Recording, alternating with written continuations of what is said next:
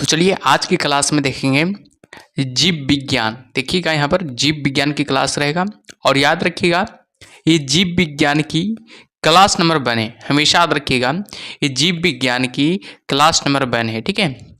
और याद रखिएगा जो क्लास होगा बाबू एकदम बेसिक रूप से पहले तो क्लास होगा, ध्यान दीजिएगा, एकदम बेसिक रूप से क्लास चलेगा, ठीक है। और याद रखिएगा एक क्लास है जो एसएससी के लिए भी फायदेमंद होगा, रेलवे के लिए भी, बीपीएससी के लिए भी, यूपीएसआई के लिए भी, बीएसएससी के लिए भी, ऑल स्टेट एग्जाम के लिए भी फायदेमंद एक क्लास होगा, ठीक है। और याद रखिएगा एक क्लास नंबर 1 है, हमेशा याद रखिएगा ये बायोलॉजी की क्लास नंबर 1 है, ठीक है। तो चलिए शुरू करते हैं क्लास को। इससे पहले कि क्लास पर नए हैं बाबू तो क्लास को जरूर लाइक कीजिएगा और चैनल को जो भी अभी तक सब्सक्राइब नहीं किया बाबू सब्सक्राइब कर लीजिएगा, ठीक है। और कमेंट बॉक्स में फीडबैक जरूर दीजिएगा अंत में कि क्लास कैसा लगा जो, ठीक है। चलिए शुरू करते हैं। तो चलिए शुरू करते हैं क्लास को। और याद रखिएगा हमेशा ये टॉपिक वाइज क्लास होगा, ठीक है। हमेशा याद रखिएगा ये टॉपिक वाइज क्लास होगा। देखिए पहला टॉपिक है, देखिएगा मानव शरीर क्रिया, मानव शरीर की क्रिया के बारे में जानेंगे, ठीक है। पहला टॉपिक है, चलिए देखते हैं फर्स्ट पॉइंट क्या करा है। मनुष्य के जीवन काल में कितने दांत 2 बार विकसित होते हैं। मनुष्य के जीवन काल में कितने बार दांत है जो 2 बार विकसित होते हैं। तो याद रखिएगा 20 वर्ष की उम्र में, ठीक है, 20 वर्ष की उम्र में, ठीक है, याद रखिएगा। चलिए आगे देखते हैं आगे क्या है। मानव शरीर में पाचन का अधिकांश भाग किस अंग में संपन्न होता है। तो याद रखिएगा मानव शरीर में पाचन का जो अधिकांश भाग होता है किस अंग में संपन्न होती है। तो याद रखिएगा छोटी आंत में, हमेशा याद रखिएगा छोटी आंत में संपन्न होती है। आगे देखिएगा मनुष्य में पाचन क्रिया कहाँ से प्रारंभ होती है। याद रखिएगा मनुष्य में पाचन जो क्रिया होती है हमेशा याद रखिएगा मुख से प्रारंभ होती है। कहाँ से प्रारंभ होती है। तो याद रखिएगा मुख से प्रारंभ होती है। अगला पॉइंट है कि सर्वप्रथम रक्त परिसंचरण तंत्र का अध्ययन किसने किया था। तो याद रखिएगा हॉर्वे ने किया था। अगला पॉइंट है कि पेस मेकर का संबंध किससे है। तो याद रखिएगा पेस मेकर का संबंध हो जाएगा हृदय से। हमेशा याद रखिएगा पेस मेकर का संबंध किससे होता है। तो याद रखिएगा हृदय से होता है, ठीक है। चलिए अगला पॉइंट पर ध्यान दीजिएगा। अगला पॉइंट क्या करा है जो अगला पॉइंट है कि पेस मेकर का कार्य क्या होता है। तो याद रखिएगा पेस मेकर का कार्य जो होता है याद रखिएगा दिल की धड़कन का प्रारंभ करना। याद रखिएगा पेस मेकर का कार्य क्या होता है। तो याद रखिएगा दिल की धड़कन प्रारंभ करना। अगला पॉइंट है कि गति प्रेरक किससे संबंधित है। गति प्रेरक है जो किससे संबंधित है। तो हमेशा याद रखिएगा हृदय से संबंधित है। अगला पॉइंट है कि किन की भित्तियों पर रक्त द्वारा डाले गए दबाव को रक्त दाब कहते हैं। तो याद रखिएगा धमनी द्वारा। याद रखिएगा धमनी द्वारा, याद रखिएगा हमेशा, ठीक है। अगला पॉइंट है कि सोते समय रक्त दाब में क्या परिवर्तन होता है। तो याद रखिएगा सोते समय रक्त दाब में हमेशा याद रखिएगा घटता है। याद रखिएगा क्या परिवर्तन होता है। तो याद रखिएगा हमेशा घटता है। अगला पॉइंट है कि मानव रुधिर का पीएच मान कितना होता है। तो याद रखिएगा 7.4 होता है। मानव रुधिर का पीएच मान कितना होता है। तो हमेशा याद रखिएगा 7 पॉइंट क्या होता है 4 होता है। अगला पॉइंट पर ध्यान दीजिएगा सब लोग। अगला पॉइंट क्या करा है जो अगला पॉइंट है कि मानव रक्त प्लाज्मा में प्राय पानी की प्रतिशत मात्रा में कितनी भिन्नता होती है। तो याद रखिएगा 80 से 82%। हमेशा याद रखिएगा 80 से कितना हो जाएगा 82% भिन्नता होती है। अगला पॉइंट है कि रक्त में पाई जाने वाली धातु कौन सा होगा। तो याद रखिएगा लोहा हो जाएगा जो कि रक्त में पाई जाने वाली धातु हो जाएगा। अगला पॉइंट है कि रक्त का शुद्धिकरण कहाँ होता है। तो याद रखिएगा किडनी में रक्त का शुद्धिकरण होता है। अगला पॉइंट है कि अधिकतम पोषक तत्व रक्त में कहाँ से अवशोषित किए जाते हैं। तो याद रखिएगा छोटी आंत से अवशोषित किए जाते हैं। अगला पॉइंट है कि लार में कौन सा एंजाइम पाया जाता है। याद रखिएगा हमेशा लार में जो एंजाइम पाया जाता है उसका नाम क्या है, टाइलिन है। लार में हमेशा याद रखिएगा टाइलिन एंजाइम पाया जाता है। अगला पॉइंट पर सब लोग ध्यान दीजिएगा। अगला पॉइंट क्या करा जो अगला पॉइंट है कि पेट में भोजन को पचाने के लिए किसकी खास आवश्यकता होती है। तो याद रखिएगा एंजाइम की खास आवश्यकता होती है। अगला पॉइंट है कि लार किसके पाचन में सहायक होती है। तो याद रखिएगा स्टार्च के पाचन में क्या होती है, सहायक होती है। अगला पॉइंट है कि मानव में के अमाशय में अम्ल एक्स उत्पन्न होता है जो भोजन के पाचन में सहायता करता है। एक्स क्या है। तो याद रखिएगा हाइड्रोक्लोरिक अम्ल हो जाएगा।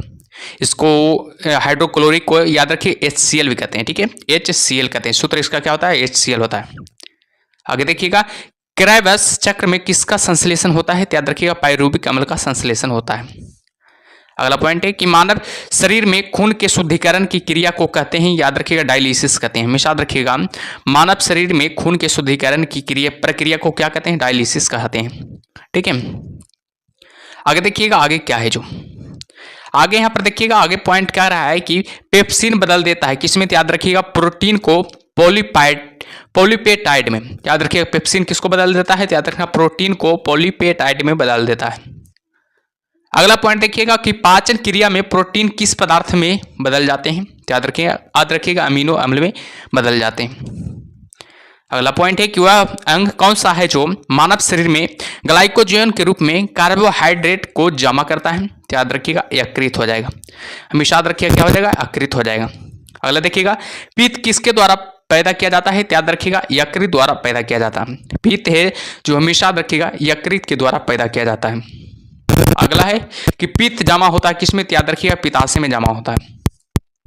अगला पॉइंट देखिएगा कि स्वस्थ मनुष्य का रक्तचाप कितना होता है, तो याद रखिएगा 120 बाई क्या होता है, 80 होता है। 120 बाई क्या होता है, 80 होता है, यानी कि 120 mm व 80 mm होता है। ठीक है, चलिए आगे देखते हैं आगे क्या है जो अगला पॉइंट पर ध्यान दीजिएगा सब लोग। अगला पॉइंट है कि दौड़ लगाते समय मनुष्य का रक्तचाप क्या होता है, बढ़ जाता है। हमेशा याद रखिएगा दौड़ लगाते समय मनुष्य का रक्तचाप क्या होता है, तो हमेशा याद रखिएगा बढ़ जाता है। अगला पॉइंट देखिएगा कि समान जीवन काल में मनुष्य का हृदय लगभग कितनी बार धड़कता है, तो याद रखिएगा 2 अरब बार। याद रखिएगा 2 अरब बार धड़कता है। ठीक है, समान जीवन काल में मनुष्य का हृदय लगभग कितनी बार धड़कता है, तो याद रखिएगा 2 अरब बार धड़कता है। अगला पॉइंट देखिएगा मानव शरीर में हृदय का कार्य क्या है, तो याद रखिएगा पंपिंग स्टेशन की तरह। याद रखिएगा मानव शरीर में हृदय का कार्य क्या होता है, तो याद रखिएगा पंपिंग स्टेशन की तरह होता है कार्य इसका। अगला पॉइंट पर ध्यान दीजिएगा कि रक्त में लाल रंग किसके कारण होता है, तो याद रखिएगा हमेशा हीमोग्लोबिन के कारण रक्त में लाल रंग होता है।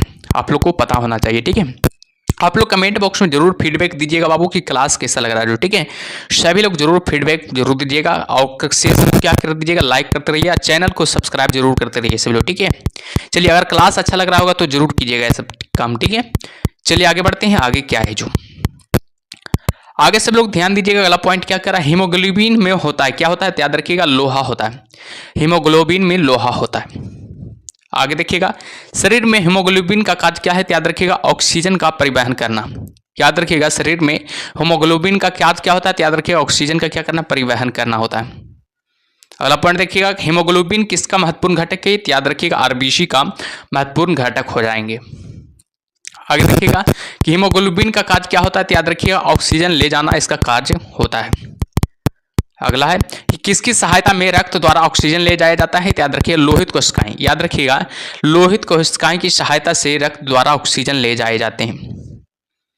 आगे है कि जब कोई बाहरी पदार्थ मानव रुधिर प्रणाली में प्रविष्ट होता है तो प्रतिक्रिया कौन प्रारंभ करता है, तो याद रखिएगा डब्ल्यूबीसी, यानी कि डब्ल्यूबीसी का फुल फॉर्म क्या होता है, तो याद रखिएगा व्हाइट ब्लड सेल होता है। इसका फुल फॉर्म क्या होता है, व्हाइट ब्लड सेल होता है। हमेशा याद रखिएगा व्हाइट ब्लड क्या होता है, सेल होता है। ठीक है, एक होता है आरबीसी, ध्यान दीजिएगा आरबीसी एक होता है, इसका फुल फॉर्म क्या होता है, रेड ब्लड सेल होता है।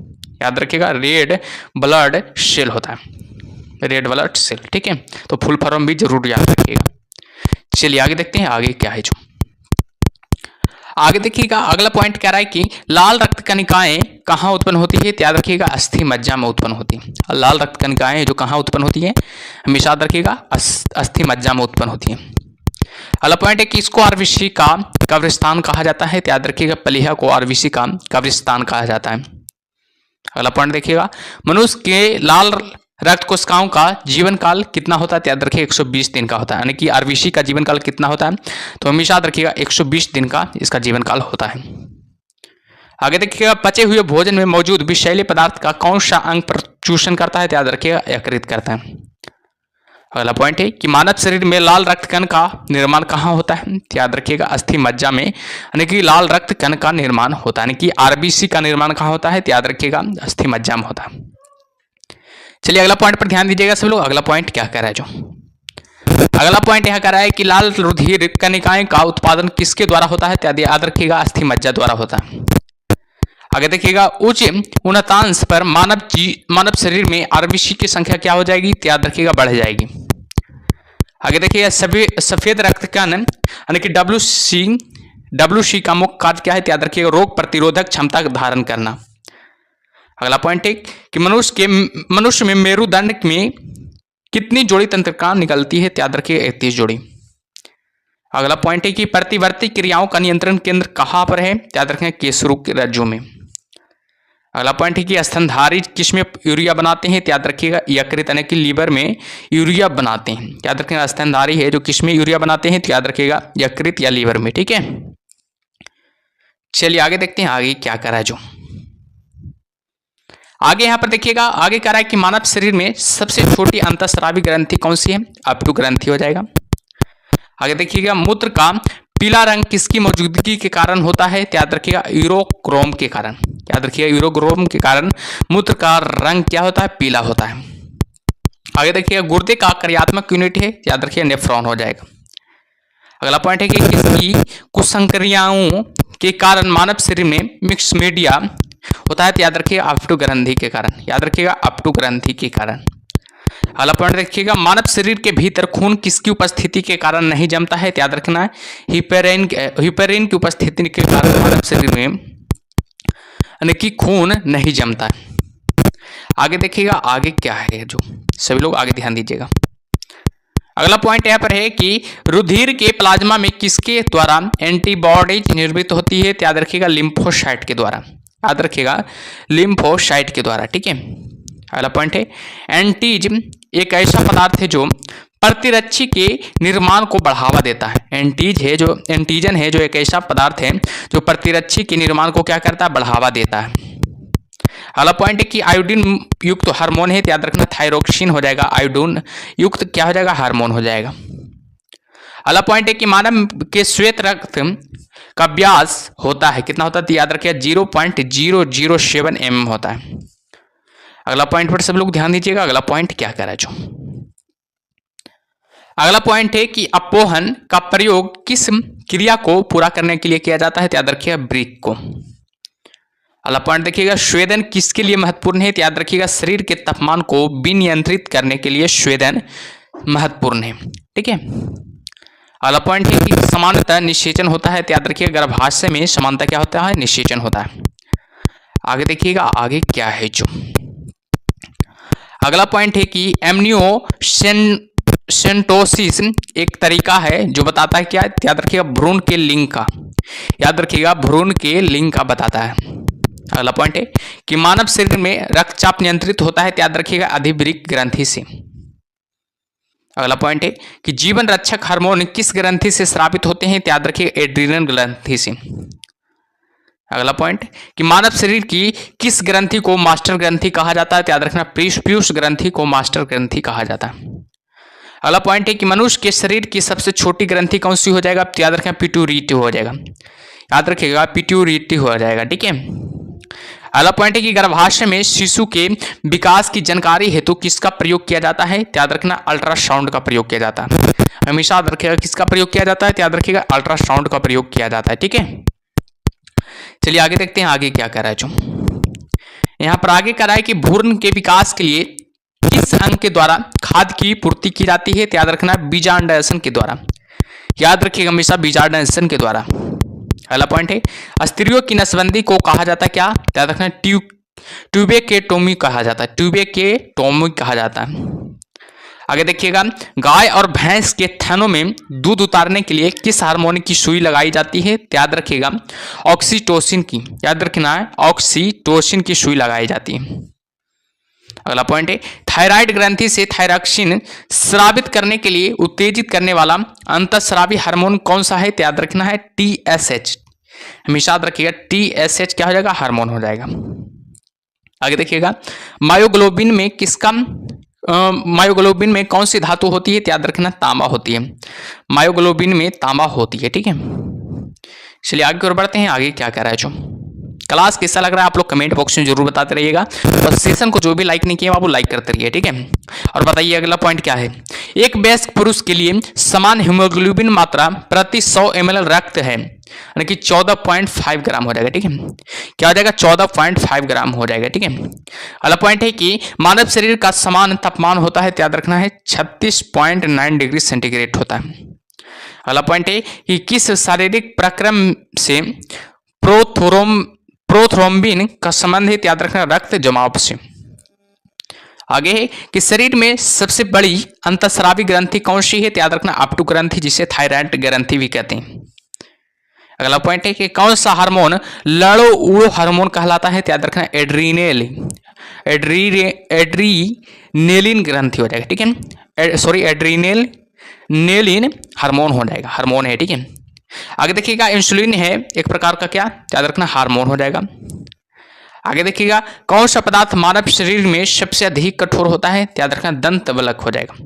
याद रखना दंत बलक हो जाएगा, जो कि मानव शरीर में सबसे अधिक कठोर होता है। ठीक है, चलिए आगे की ओर बढ़ते हैं। आगे क्या कह रहा है जो आगे ध्यान दीजिएगा। अगला पॉइंट है कि किस कोशिका में से इंसुलिन स्रावित होता है, याद रखना बीटा कोशिका से इंसुलिन स्रावित होता है। अगला पॉइंट है इंसुलिन उत्पादित होता है, याद रखना है पेनक्रियाज द्वारा। याद रखना पेनक्रियाज द्वारा इंसुलिन उत्पादित होती है। अगला पॉइंट है कि ऑक्सीजन की उपस्थिति से में सुक्रोज का कार्बन डाइऑक्साइड एवं जल में ऊर्जा निर्मुक्त होने के साथ पूर्ण रूपांतरित होने को कहते हैं क्या, याद रखना वायु श्वसन कहते हैं। अगला पॉइंट है कि हमारी छोड़ी हुई सांस की हवा कार्बन डाइऑक्साइड की मात्रा लगभग कितनी होती है, याद रखना 4% होती है। हमेशा याद रखिएगा कितनी होती है, याद रखिएगा 4% होती है। अगला पॉइंट है हृदय वंचित है, याद रखना ऐच्छिक पेशी से। याद रखना हृदय वंचित किससे, याद रखना ऐच्छिक पेशी से हो जाएगा। अगला पॉइंट है कि मनुष्य में त्वचा किस स्थान पर सबसे अधिक मोटी होती है, याद रखिएगा तलुए पर। क्या हो जाएगा? तलुए पर है, जो कि मनुष्य में त्वचा है जो क्या है सबसे अधिक मोटी होती है। ठीक है, चलिए आगे की ओर बढ़ते हैं। आगे क्या है जो सभी लोग आगे ध्यान दीजिएगा। अगला पॉइंट है कि मानव शरीर का सबसे बड़ा अंग कौन सा है, याद रखना फेफड़ा हो जाएगा, जो कि मानव शरीर का सबसे बड़ा अंग हो जाएगा। अगला पॉइंट है कि मानव त्वचा को रंग देने वाला वर्णक हो जाएगा, मेलानिन हो जाएगा। आगे देखिएगा सबसे बड़ा अंग बात किया जा रहा है बाबू, तो याद रखना त्वचा हो जाएगा। ठीक है, त्वचा हो जाएगा, त्वचा सबसे बड़ा अंग हो जाएगा। फेफड़ा नहीं हो जाएगा, यहाँ पर त्वचा कर लीजिएगा। ठीक है, यहाँ पर त्वचा कर लीजिएगा। ठीक है, चलिए त्वचा हो जाएगा। आगे देखिएगा आगे क्या है जो आगे है कंडार जोड़ता है, याद रखना पेशी को हड्डी से। कंडार किसको जोड़ता है, याद रखना पेशी को हड्डी से जोड़ता है। अगला पॉइंट है कि मानव शरीर में कौन सी ग्रंथि ऐसी है जिसका संबंध शरीर की उत्तेजना से है, याद रखना अधिवृक्क ग्रंथि हो जाएगा।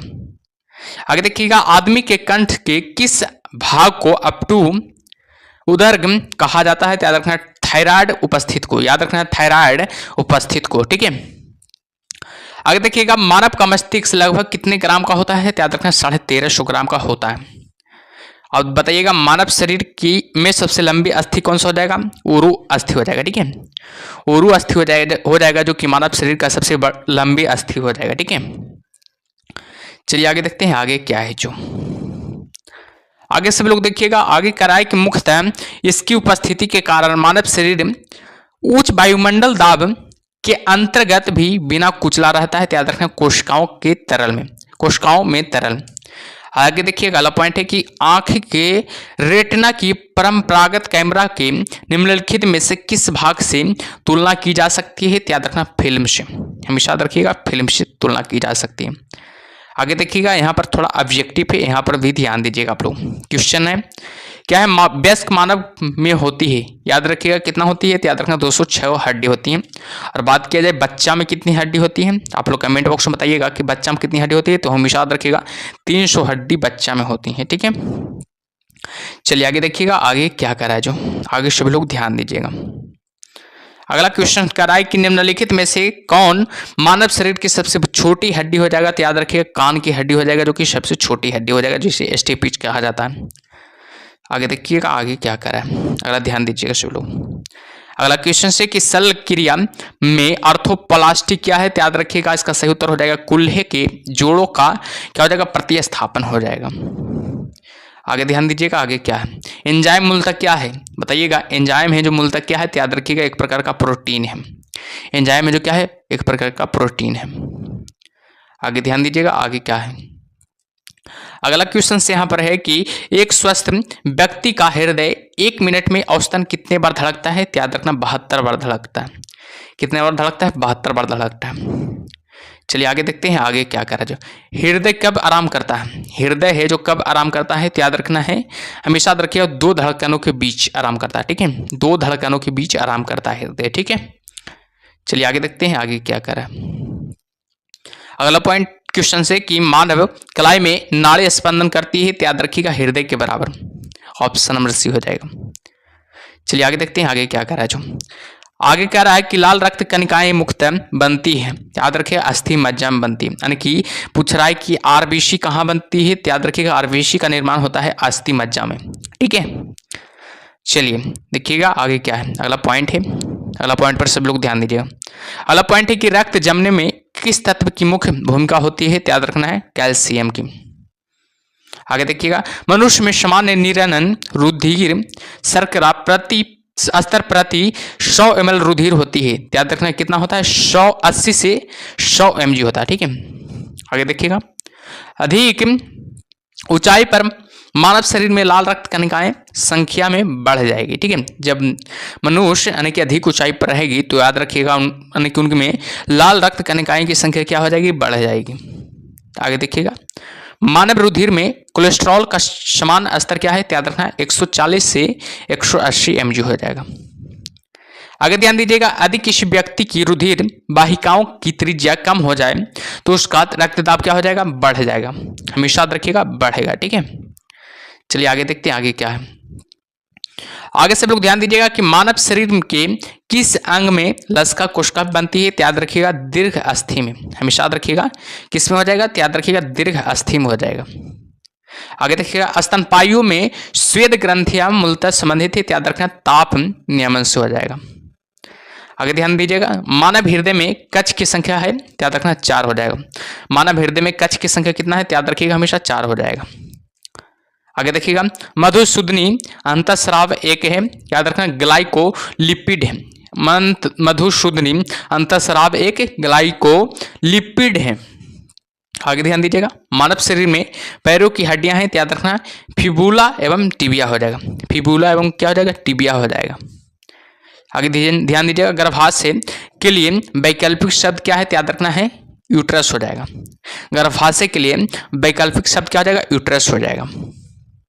आगे ध्यान दीजिएगा, हीमोग्लोबिन की अधिकतम बंधुता होती है, याद रखना ऑक्सीजन के लिए। याद रखिएगा हीमोग्लोबिन की अधिकतम बंधुता होती है, याद रखना किसके लिए, याद रखिएगा ऑक्सीजन के लिए हो जाएगा। चलिए आगे देखते हैं, आगे क्या करा जो।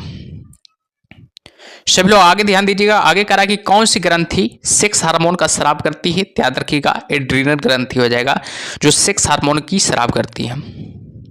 अगला पॉइंट है कि मानव शरीर में हार्मोन में से कौन सा रक्त कैल्शियम और फॉस्फेट को विनियमित करता है, याद रखना प्राबुट हो जाएगा, हार्मोन हो जाएगा, प्राबुट हार्मोन हो जाएगा। आगे ध्यान दीजिएगा कि मानव में शरीर के किस भाग में शुक्राणु डिम्ब को निषेचित करता है, याद रखिएगा डिम्ब वाहिनी नली में। हमेशा याद रखिएगा डिम्ब वाहिनी नली में हो जाएगा। आगे देखिएगा, जब वृक्क कार्य करना बंद कर दे तो कौन सा पदार्थ जमा होता है, याद रखना रक्त में नत्र जनित अपशिष्ट पदार्थ क्या होता है, जमा होता है। आगे देखिएगा कि जब एक व्यक्ति वृद्ध हो जाता है तो सामान्यतः उसका रक्तदाब क्या होता है, याद रखना घटता है। याद रखिएगा हमेशा क्या होता है, घट जाता है। ठीक है, चलिए आगे देखते हैं, आगे क्या है जो। सब लोग आगे ध्यान दीजिएगा। अगला पॉइंट कह रहा है कि मानव शरीर में पूछ कौन सी संरचना में संलग्न होता है, याद रखना बृहदांत में। अगला पॉइंट है, किस प्रक्रिया द्वारा ऑक्सीजन श्वसन के दौरान रुधिर में प्रवेश करती है और फिर उसे छोड़ती है, याद रखना प्रासरण के द्वारा। अगला पॉइंट है कि कौन सा एक अंग वसा का भंजन कर कोलेस्ट्रॉल उत्पन्न करता है, याद रखना यकृत हो जाएगा।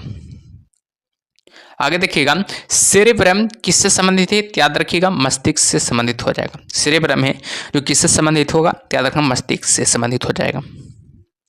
आगे ध्यान दीजिएगा, मनुष्य के मस्तिष्क का सबसे बड़ा भाग कौन हो जाएगा, याद रखना प्रमस्तिष्क हो जाएगा जो कि मनुष्य के मस्तिष्क का सबसे बड़ा भाग हो जाएगा।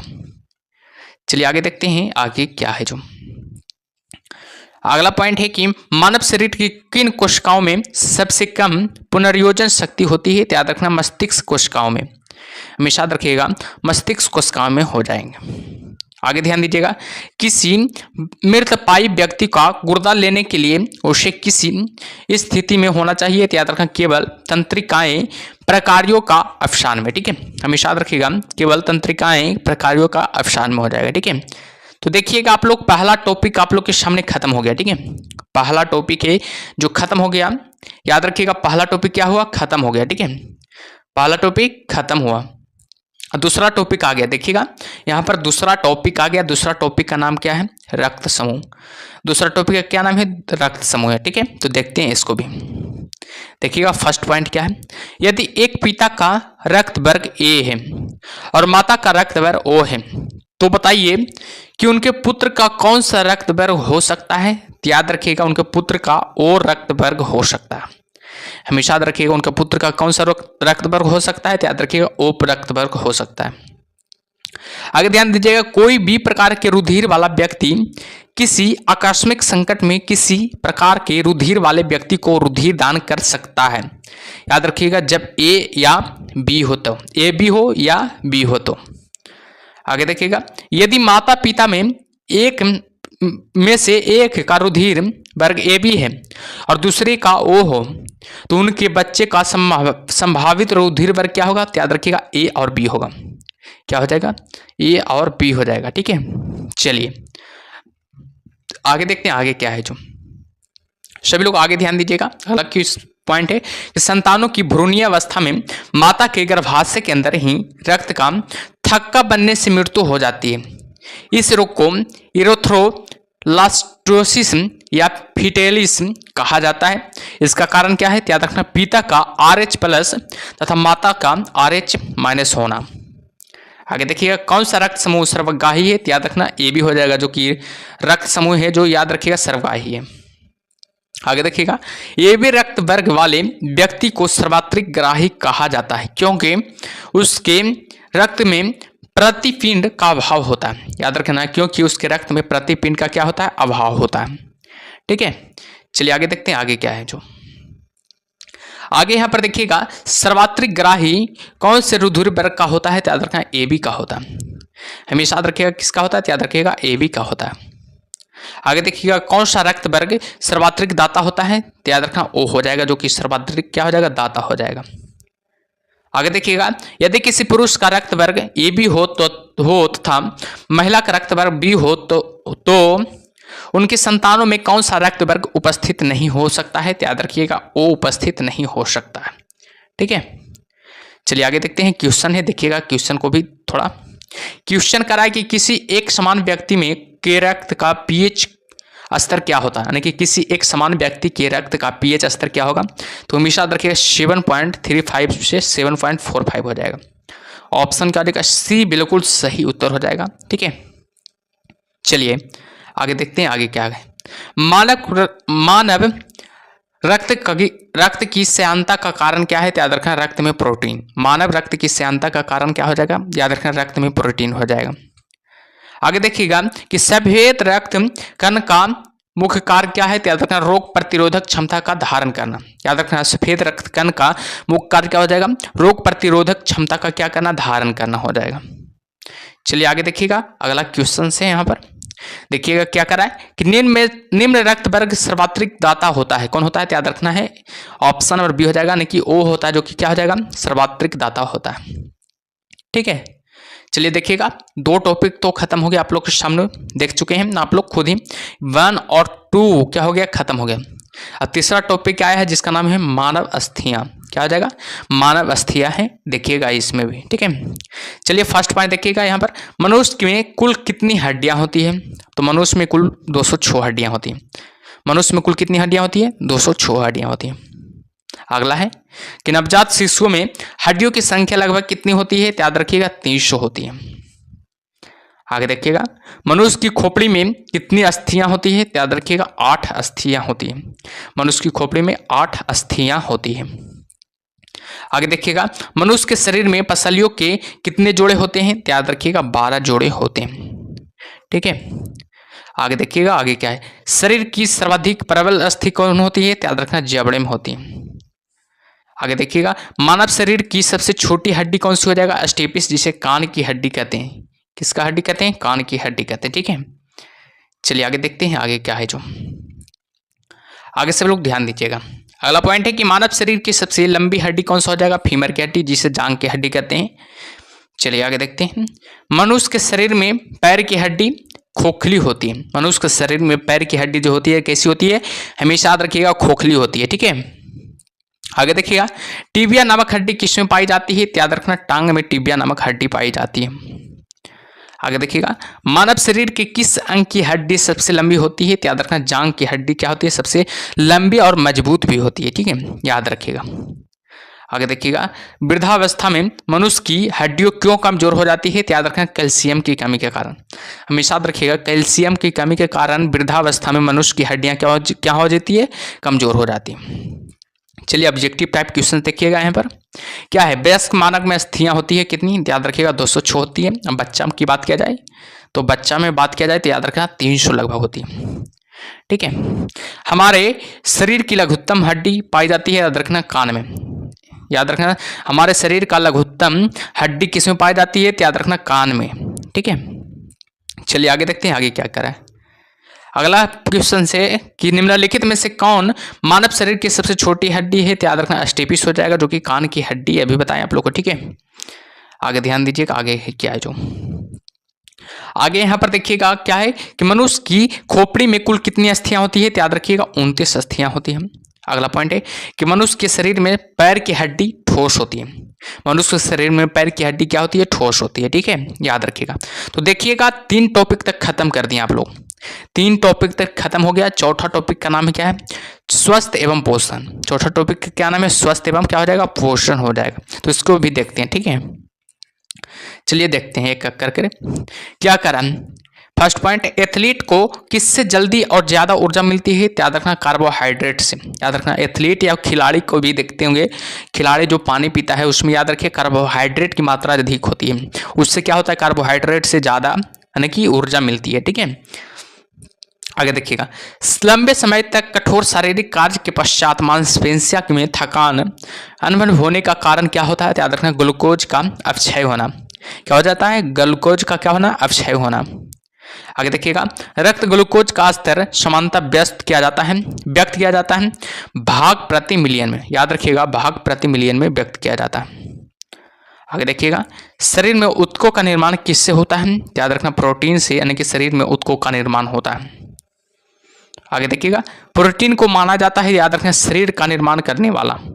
याद रखना प्रोटीन को माना जाता है क्या, याद रखना शरीर का निर्माण करने वाला, ठीक है। चलिए आगे देखते हैं आगे क्या कह रहा है। आगे यहाँ पर कह रहा है कि एंजाइम मूल रूप से क्या है, याद रखना प्रोटीन एक प्रकार का एंजाइम है, जो याद रखना मूल रूप से क्या है, प्रोटीन है। आगे देखिएगा, जैविक सिस्टम में रासायनिक क्रिया की प्रक्रिया को तेज करने में उत्तरदायी पदार्थ कौन हो जाएगा, याद रखना एंजाइम हो जाएगा। चलिए आगे देखते हैं आगे क्या कर रहा है। जो अगला पॉइंट है यहाँ पर कि सोयाबीन में प्रोटीन का प्रतिशत कितना होता है, याद रखना 42% क्या होता है, यानी कि प्रोटीन होता है। कैप्सूल का आवरण बना होता है, याद रखना स्टार्च का। कैप्सूल का जो आवरण बना होता है वो किससे बना होता है, याद रखिएगा स्टार्च का बना होता है। आगे देखिएगा, शहद का प्रमुख घटक कौन हो जाएगा, फ्रक्टोज हो जाएगा, जो कि शहद का क्या हो जाएगा, प्रमुख घटक हो जाएगा। आगे देखिएगा, कौन सी शर्करा तत्काल ऊर्जा प्रदान करती है, याद रखना ग्लूकोज हो जाएगा, जो कि तत्काल ऊर्जा प्रदान करती है। आगे देखिएगा, शहद में मुख्यतः होते हैं, याद रखना कार्बोहाइड्रेट होते हैं। शहद में मुख्यतः क्या होती है, याद रखिएगा कार्बोहाइड्रेट होते हैं।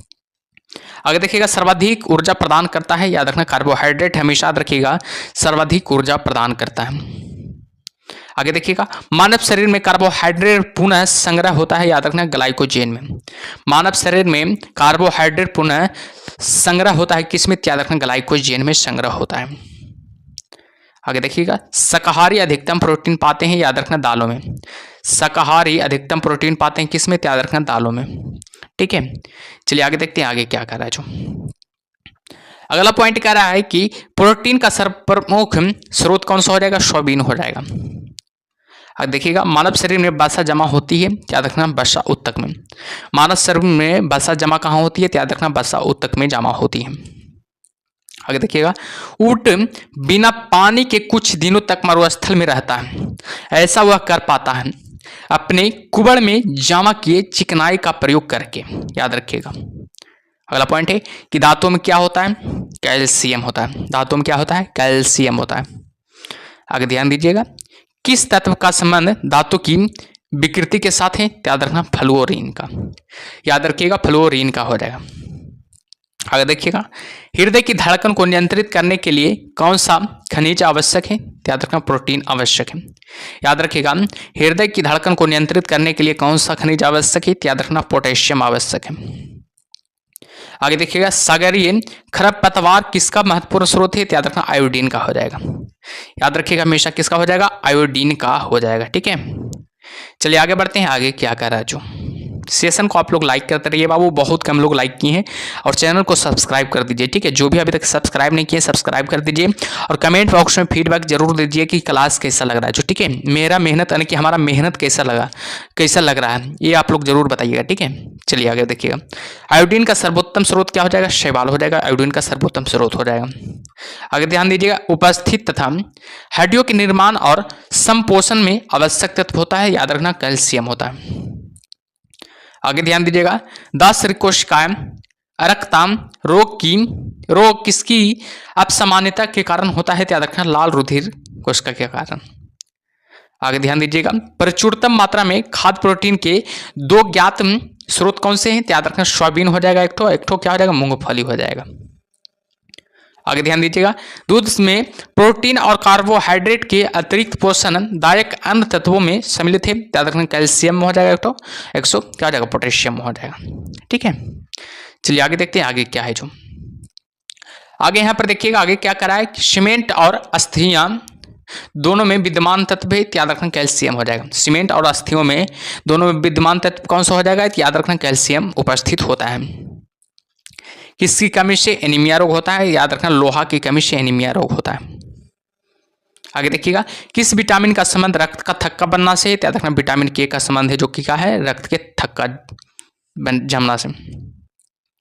आगे देखिएगा मानव शरीर में औसतन ऑक्सीजन का तत्व कितना प्रतिशत होता है, याद रखना 50% होता है। आगे देखिएगा पालक के पत्तों में किसकी मात्रा सबसे अधिक होती है, याद रखिएगा आयरन की मात्रा सबसे अधिक होती है। आगे देखिएगा सबसे अधिक आयरन किस में पाया जाता है, याद रखना हरी पत्तेदार सब्जियों में। याद रखना हरी पत्तेदार सब्जियों में सबसे अधिक आयरन पाई जाती है। मूत्र के स्रावन को बढ़ाने वाली औषधि को कहते हैं, याद रखना डायूरेटिक कहते हैं। याद रखना डायूरेटिक कहते हैं, हमेशा याद रखिएगा डायूरेटिक कहते हैं। ठीक है, चलिए आगे देखते हैं आगे क्या करा। आगे यहाँ पर कह रहा है कि टाइफाइड से शरीर का कौन सा अंग प्रभावित होता है, याद रखना आंत प्रभावित होता है। पेचिश रोग के लिए उत्तरदायी प्रोटोजोवा है, एंटी अमीबा हो जाएगा। आगे ध्यान दीजिएगा आंख की दूरदृष्टि की बीमारी किसके कारण होती है, नेत्र गोलक के छोटा होने के से होती है। हैजा का क्या कारण है, याद रखना जीवाणु हो जाएगा हैजा का कारण। आगे देखिएगा किसकी जांच के लिए एलिसा टेस्ट किया जाता है, याद रखना एड्स की जांच के लिए एलिसा टेस्ट किया जाता है। आगे ध्यान दीजिएगा एवियन इन्फ्लुएंजा यानी कि बर्ड फ्लू विषाणु को किससे निरूपित किया जाता है, याद रखना है H5N1 से। याद रखना H5 और N1 से निरूपित किया जाता है।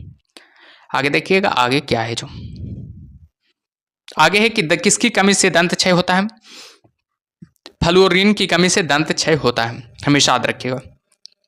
आगे देखिएगा बेरियम मिल का उपयोग किया जाता है आहार नली की एक्सरे के लिए। याद रखना बेरियम मिल का उपयोग किसमें किया जाता है, आहार नली की एक्सरे के लिए। ठीक है, चलिए आगे देखते हैं आगे क्या है जो।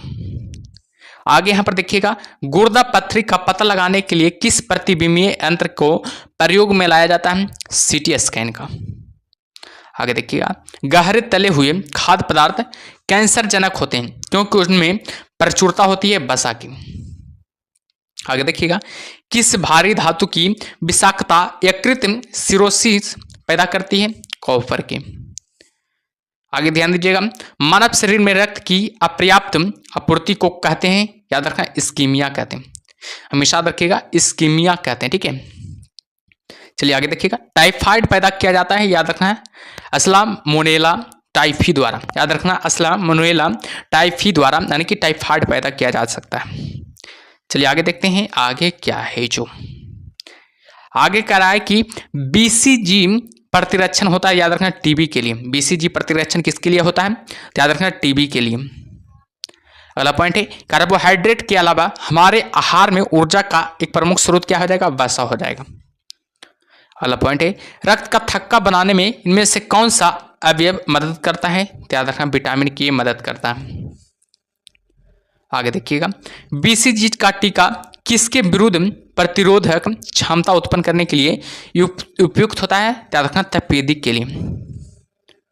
आगे देखिएगा, मानव शरीर रचना के संदर्भ में एंटीबॉडीज होते हैं, याद रखना प्रोटीन्स होते हैं। आगे देखिएगा, पीलिया किसके संक्रमण के कारण होता है, तो याद रखना यकृत के संक्रमण के कारण होती है। पीलिया जो रोग होती है किसके संक्रमण के कारण होती है, यकृत के संक्रमण के कारण। ठीक है, चलिए आगे देखते हैं आगे क्या है। जो यहाँ पर आगे देखिएगा, न्यूमोनिया रोग मानव शरीर के किस अंग को ग्रसित करता है, याद रखना फेफड़ा को।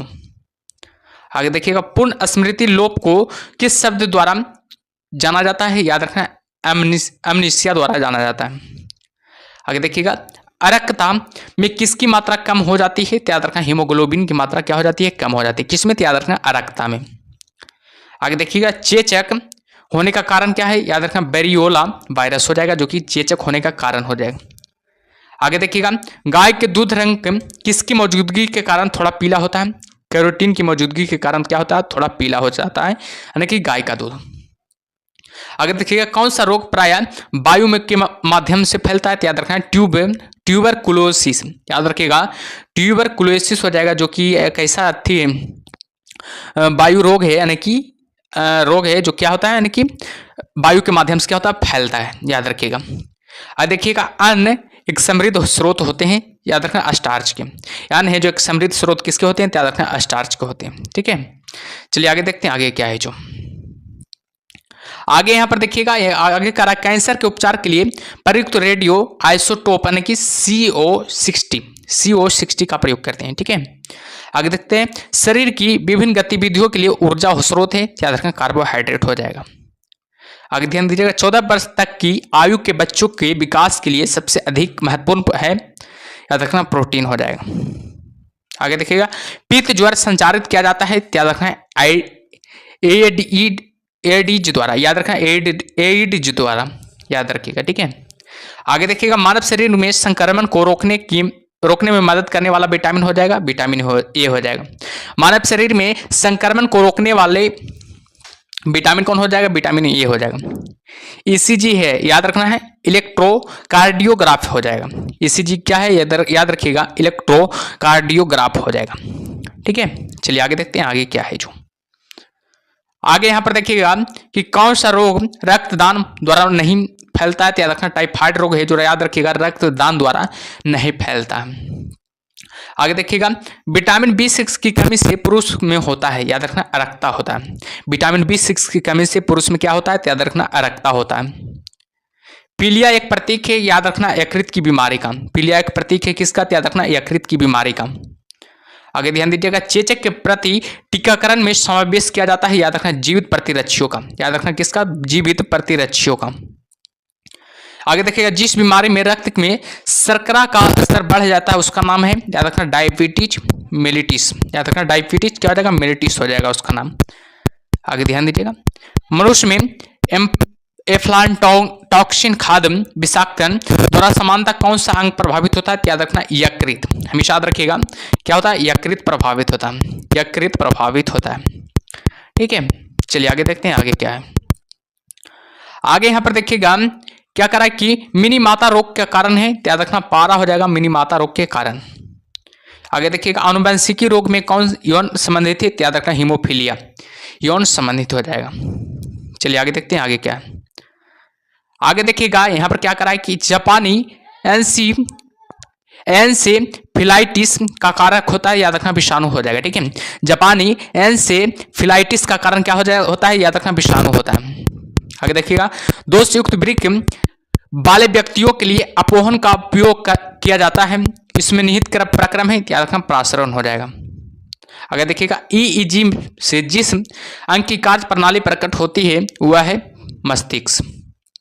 आगे देखिएगा कैसीन दुग्ध होता है, क्या रखना, प्रोटीन से। आगे देखिएगा किस तत्व की कमी के कारण घेंघा रोग हो जाता है, क्या रखना, आयोडीन की कमी से घेंघा रोग हो जाता है।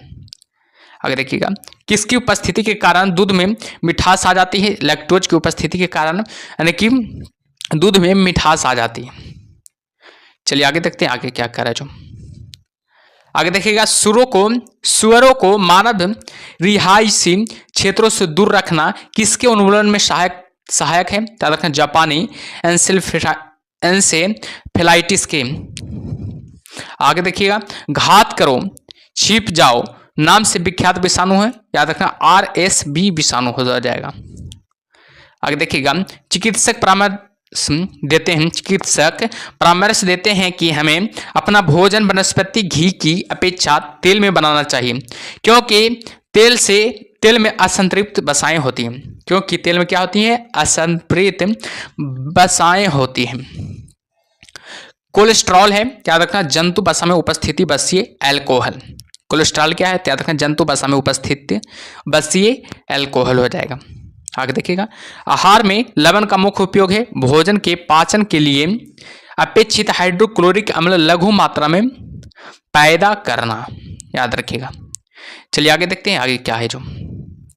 आगे यहां पर देखिएगा कि वसा में घुलनशील विटामिन होते हैं कैल्सीफेरॉल, कैरोटीन और टोकोफेरॉल हो जाएगा। आगे देखिएगा एक कार्यशील महिला को प्रतिदिन कितना प्रोटीन लेना चाहिए, याद रखना 45 ग्राम। आगे देखिएगा एनोसीमिया कहते हैं, याद रखना, घ्राण संवेदना की कमी को। एनोसीमिया किसे कहते हैं, याद रखना, घ्राण संवेदना की कमी को एनोसीमिया कहते हैं। आगे देखिएगा शरीर की कैलोरी आवश्यकता गर्मी की अपेक्षा सर्दियों में बढ़ जाती है, क्योंकि अधिक कैलोरी आवश्यक है शरीर का ताप बनाए रखने के लिए। चलिए आगे देखते हैं आगे क्या करा जो। आगे यहां पर देखिएगा यहां पर क्या करा है, न्यूस्ट्रा अस्क्यूटिकल्स उत्पाद में जिनमें होता है पोषक और क्या हो जाता है, औषधीय प्रभाव हो जाता है। आगे देखिएगा दूध का धवल रंग किसकी उपस्थिति के कारण होता है, कैसीन की उपस्थिति के कारण होती है। आगे देखिएगा संतुलित आहार में संकटित क्या होना चाहिए, 1/5 प्रोटीन, वसा और क्या होना चाहिए, कार्बोहाइड्रेट होनी चाहिए। आगे देखिएगा पौधों और जंतुओं में कार्बोहाइड्रेट किस रूप में संचित होते हैं, स्टार्च और ग्लूकोज के रूप में संचित होते हैं। आगे देखिएगा दिल का दौरा किस कारण से होता है, याद रखना, हृदय में रक्त आपूर्ति की कमी के कारण दिल का दौरा होता है। आगे सब लोग ध्यान दीजिएगा आगे क्या है जो। आगे है कहां काम करने वाले व्यक्तियों को ब्लैक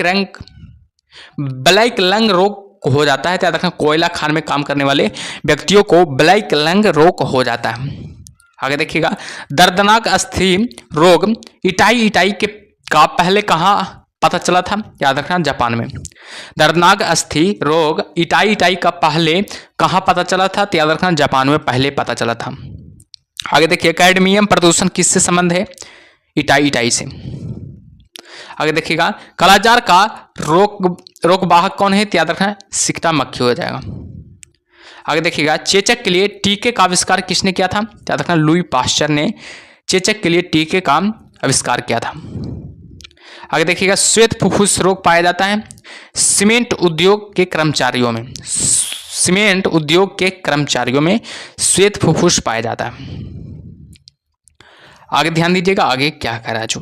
आगे करा है एड्स विषाणु के लिए सबसे ज्यादा आजमाई गई दवा जीडोबुडिन है, यानी कि AZT इसको सूचित किया शॉर्ट में करते हैं। आगे देखिएगा किस सूक्ष्मजीव के द्वारा हेपेटाइटिस बी की बीमारी होती है, याद रखना, वायरस के कारण। आगे देखिएगा एस्बेस्टस के कारण होने वाला प्रमुख रोग है, याद रखना, एम्फिस्मा हो जाएगा। आगे देखिएगा स्कर्वी रोग के इलाज में उपयोगी है, याद रखना, आंवला हो जाएगा, स्कर्वी रोग के इलाज में उपयोग है। देखिएगा ऑब्जेक्टिव टाइप क्वेश्चन से यहाँ पर देखिएगा थोड़ा सा। भोजन के वर्ग में प्रति यूनिट कैलोरी की मात्रा सर्वाधिक होती है, याद रखना है, वसा में। आगे देखिएगा, प्रोटीन की अधिकतम मात्रा में पाई जाती है, याद रखिएगा, सोयाबीन में। सर्वाधिक प्रोटीन की मात्रा होती है किस में, बताइएगा। सर्वाधिक प्रोटीन की मात्रा किस में होती है, रुक जाइएगा थोड़ा सा, रुक जाइएगा थोड़ा सा।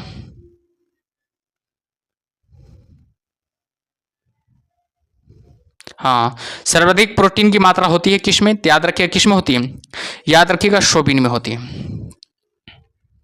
आगे ध्यान दीजिएगा, आगे क्या है, निम्न में से किस फल में लौह प्रचुर मात्रा में पाया जाता है, याद रखना है, क्रोंदा में हो जाएगा।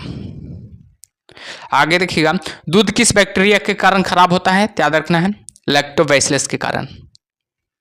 आगे ध्यान दीजिएगा, आगे है कि गाय के दूध के हल्के पीले रंग का कारण निम्न में की उपस्थिति से, यानी कि कैरोटीन की उपस्थिति के कारण लाल का, यानी कि गाय का रंग क्या होता है, हल्का पीला होता है। आगे देखिएगा, आगे क्या है, BMW परीक्षण किया जाता है पहचान करने के लिए, यानी कि ऑस्टियोपोरोसिस की पहचान करने के लिए। एड्स होता है, याद रखना, विषाणु से। आगे देखिएगा, आगे क्या, आगे है कि भारी मात्रा में अल्कोहल पीने से लोग मरते हैं, सिरोसिस से। आगे देखिएगा, सरल गलगंड किसको प्रभावित करने वाली बीमारी है, तो याद रखिएगा, थायराइड ग्रंथि को प्रभावित करने वाली बीमारी है। आगे देखिएगा, मलेरिया का संक्रामक चरण है, याद रखना, बीजाणुज हो जाएगा। आगे देखिएगा, कौन सा कवकीय रोग है, याद रखना, एक्जिमा हो जाएगा। आगे देखिएगा, छोटी माता पैदा की जाती है, याद रखना है, DNS विषाणु द्वारा। काली मौत किससे कहते हैं, याद रखना, प्लेग को काली मौत कहते हैं।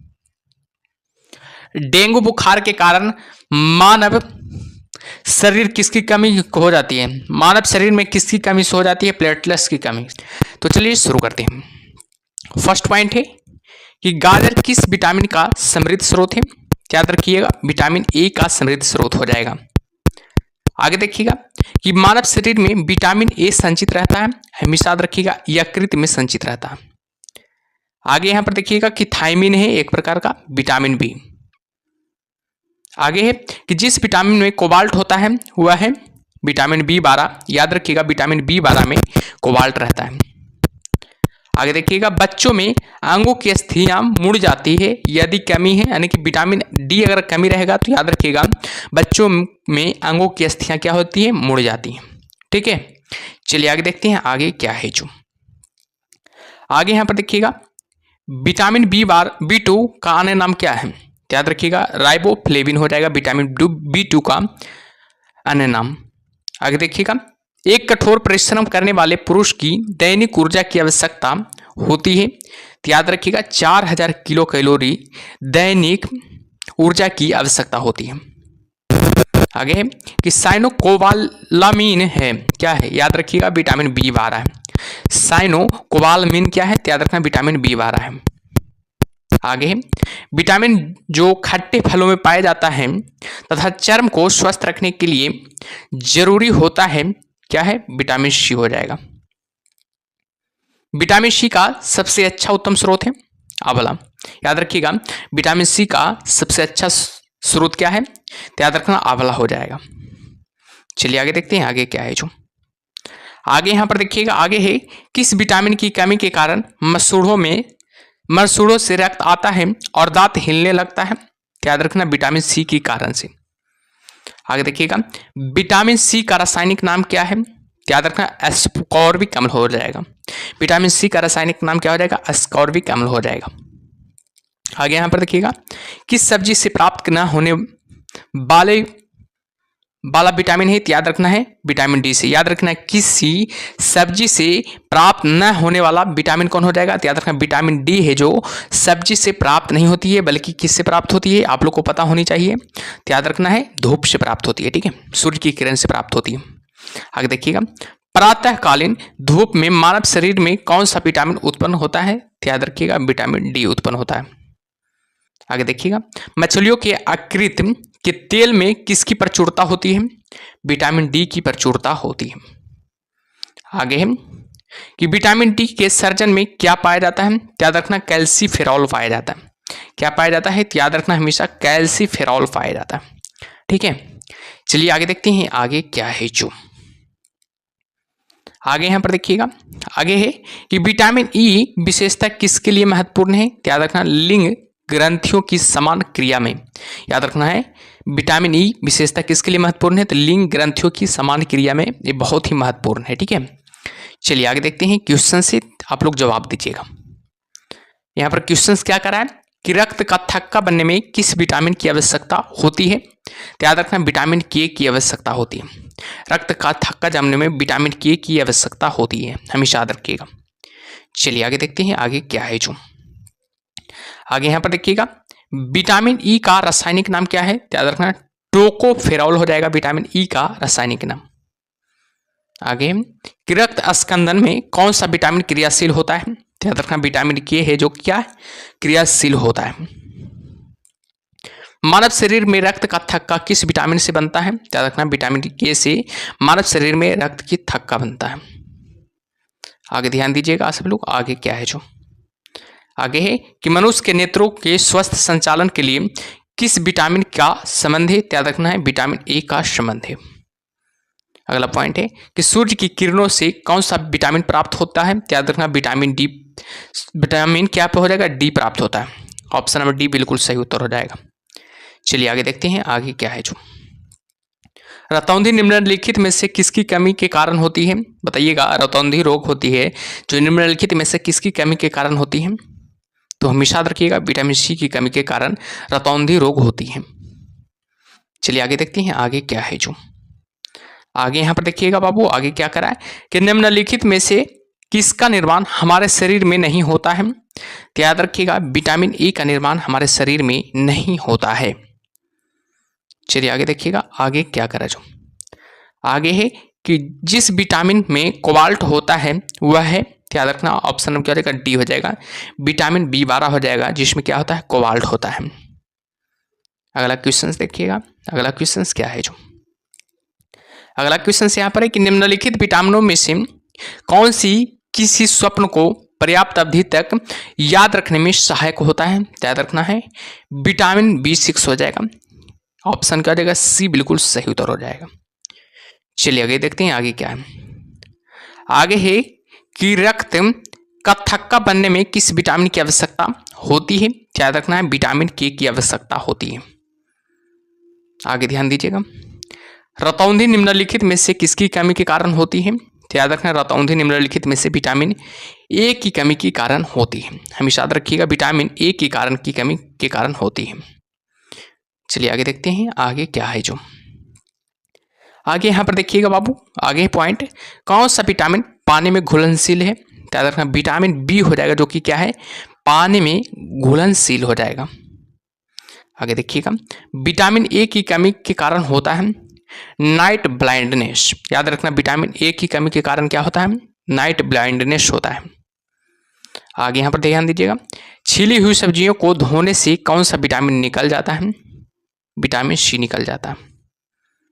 आगे है गोल्डन धान में सर्वाधिक मात्रा होती है विटामिन ए की। याद रखना गोल्डन धान में सर्वाधिक मात्रा किसकी होती है? तो याद रखना विटामिन ए की सर्वाधिक मात्रा होती है। चलिए आगे देखते हैं आगे क्या है जो यहाँ पर आगे देखिएगा यानी कि 5वां टॉपिक भी खत्म हो गया बाबू, यानी कि 6ठा टॉपिक अब आ गया। 6ठा टॉपिक है जीव विज्ञान की शाखाएं एवं उपशाखाएं। देखिएगा क्या है? जीव विज्ञान शब्द का प्रयोग सर्वप्रथम किसने किया था? याद रखिएगा लैमार्क तथा ट्रेवीरेनस ने किया था। जीव विज्ञान शब्द का प्रयोग सर्वप्रथम किसने किया था? लैमार्क तथा ट्रेवीरेनस ने। आगे देखिएगा जीव विज्ञान के जनक के नाम से जाने जाते हैं अरस्तु। जीव विज्ञान के जनक के नाम से जाने जाते हैं। आगे देखिएगा जंतु विज्ञान के जनक कहलाते हैं, याद रखना अरस्तु हो जाएंगे जो कि जंतु विज्ञान के जनक कहलाते हैं। अगला पॉइंट है कि वनस्पति विज्ञान के जनक कौन हो जाएंगे? थियोफ्रेस्टस। हमेशा याद रखिएगा थियोफ्रेस्टस हो जाएंगे जो कि वनस्पति विज्ञान के क्या हो जाएंगे? जनक हो जाएंगे। चलिए आगे देखते हैं आगे क्या है जो आप लोग आगे देखिएगा यहाँ पर चिकित्सा शास्त्र का जनक किसे कहा जाता है? याद रखना हिपोक्रेटस को। याद रखिएगा हिपोक्रेटस को चिकित्सा शास्त्र के जनक कहा जाता है। आगे देखिएगा एंटीबायोटिक्स अधिकांशतः प्राप्त होते हैं, याद रखना जीवाणुओं से प्राप्त होते हैं। आगे देखिएगा, यदि एक जीवाणु कोशिका प्रति 20 मिनटों में विभाजित होती है तो 2 घंटे में कितने जीवाणु बनेंगे? 64 जीवाणु बनेंगे। आगे ध्यान दीजिएगा, नाइट्रोजन औगिकीकरण में कौन सी फसल सहायक है? फली सहायक हो जाएगा। अगला पॉइंट देखिएगा, नाइट्रोजन स्थिरीकरण में लेग हीमोग्लोबिन का क्या कार्य है? याद रखना है, ऑक्सीजन का अवशोषण करना। ऑक्सीजन का क्या करना? अवशोषण करना। अगला पॉइंट है, कौन सा रोग बैक्टीरिया से होता है? याद रखना, तपेदिक रोग। तपेदिक रोग जो होता है, याद रखना, बैक्टीरिया से होता है। ठीक है, चलिए आगे देखते हैं आगे क्या है। जो अगला पॉइंट यहाँ पर है, कुआ विज्ञान जिसका संबंध जीवधारियों के अध्ययन से होता है कहलाता है जीव विज्ञान। अगला पॉइंट है कि फाइकोलॉजी में किसका अध्ययन किया जाता है? याद रखना, शैवाल का अध्ययन किया जाता है। फाइकोलॉजी में शैवाल का अध्ययन किया जाता है। आगे देखिएगा, पर्यावरण का अध्ययन जीव विज्ञान की किस शाखा के अंतर्गत किया जाता है? तो हमेशा याद रखिएगा, पारिस्थितिकी के अंतर्गत किया जाता है। आगे देखिएगा सब लोग, आगे क्या है जो आगे यहाँ पर देखिएगा, तपेदिक उत्पन्न करने वाला जीवाणु कौन हो जाएगा? यानी कि टीबी उत्पन्न करने वाला जीवाणु कौन हो जाएगा? माइकोबैक्टीरियम हो जाएगा। आगे एक्सोबायोलॉजी में किसका अध्ययन किया जाता है? याद रखना, वायु ग्रहों तथा अंतरिक्ष में जीवन का अध्ययन किया जाता है। आगे पुष्पों का अध्ययन कहलाता है एंथोलॉजी।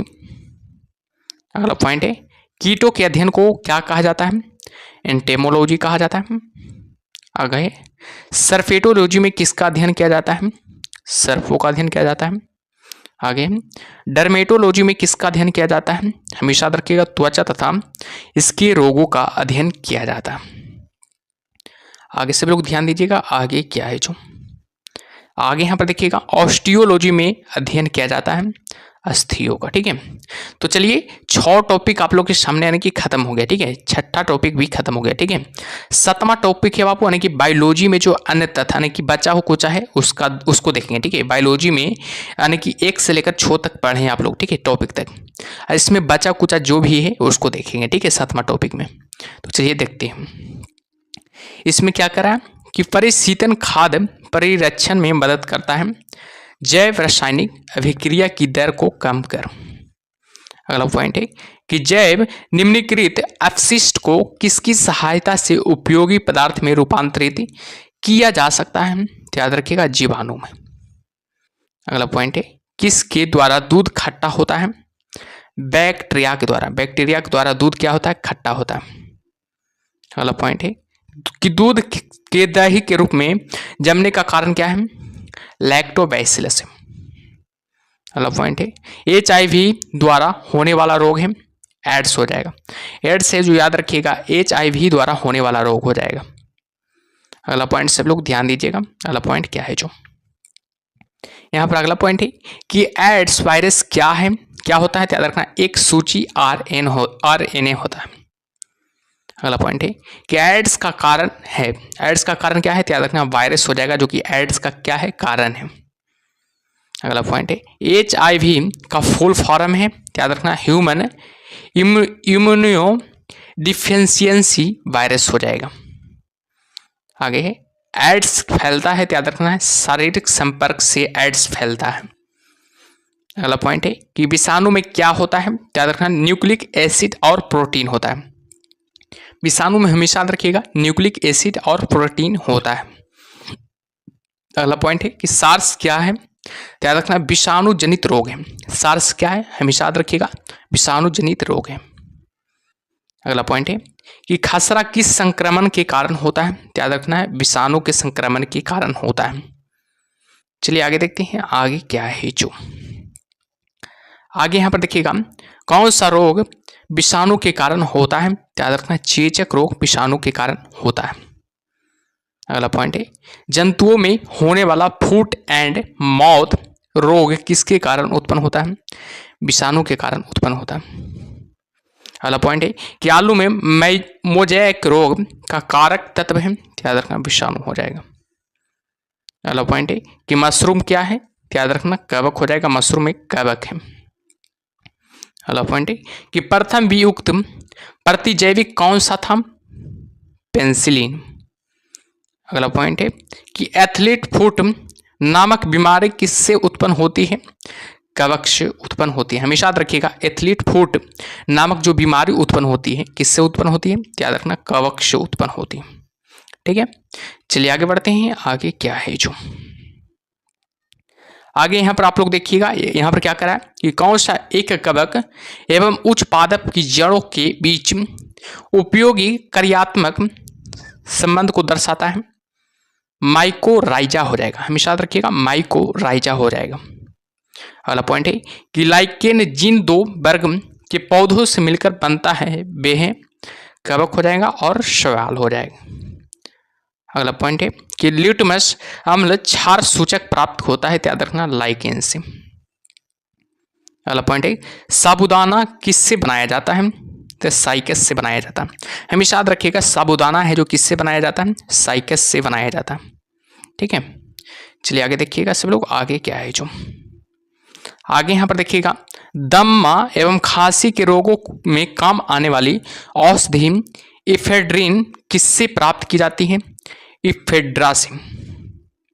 अगला पॉइंट है कौन एक जीवित जीवाश्म कहलाता है? जिकांगो। जिकांगो एक जीवित जीवाश्म कहलाता है। अगला पॉइंट है विषाणु वृद्धि करता है, याद रखना, जीवित कोशिकाओं में विषाणु वृद्धि करता है। अगला पॉइंट है कि पौधे का कौन सा भाग फूल बनने का उद्दीपन ग्रहण करता है? तो याद रखिएगा, पर्ण हो जाएगा।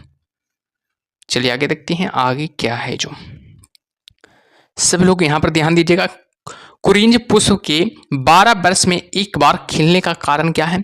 याद रखना, फ्लोरिजन स्राव हो जाएगा। सभी लोग आगे देखिएगा, संसार का सबसे छोटा पुष्प है, याद रखना, बुल्फिया। बुल्फिया संसार का सबसे छोटा पुष्प हो जाएगा।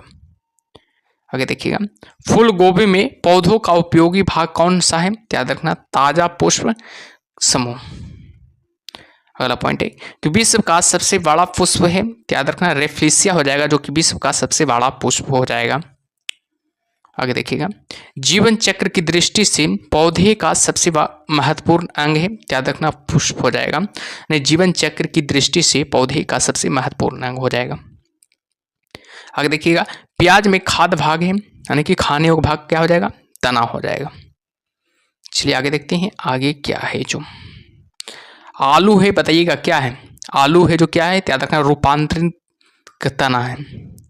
आगे देखिएगा, तारपीन का तेल प्राप्त किया जाता है, चीड़ से तारपीन का तेल प्राप्त किया जाता है। अगला पॉइंट है कि समान प्रयोग में आने वाला मसाला लौंग कहाँ से प्राप्त होता है? तो फूल की कली से प्राप्त होता है। आगे यहाँ पर देखिएगा, हशीश पौधे से प्राप्त की जाती है, यह बताइए कि वह पौधे के किस भाग से प्राप्त की जाती है? तो याद रखना, तने तथा नर पुष्पक्रम के निस्राव से प्राप्त की जाती है। अगला पॉइंट है कि प्रकाश संश्लेषण होता है, याद रखना, केवल दिन में प्रकाश संश्लेषण होता है। हमेशा याद रखिएगा, प्रकाश संश्लेषण केवल दिन में ही होता है। आगे देखिएगा, प्रकाश संश्लेषण के लिए कौन सी गैस आवश्यक है? याद रखना, कार्बन डाइऑक्साइड गैस आवश्यक है। प्रकाश संश्लेषण के लिए कार्बन डाइऑक्साइड गैस आवश्यक है। चलिए आगे देखते हैं। आगे क्या है जो आगे पौधे व पेड़ का खाना तैयार करने की प्रक्रिया कहलाती है? फोटोसिंथेसिस कहलाती है।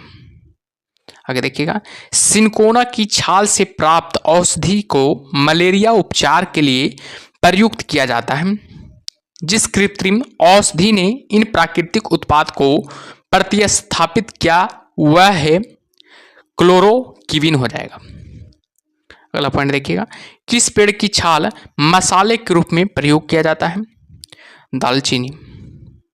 आगे देखिएगा, चंदन के पेड़ को क्या माना जाता है? याद रखना, आंशिक मूल परजीवी माना जाता है। चंदन के पेड़ को आंशिक मूल परजीवी माना जाता है।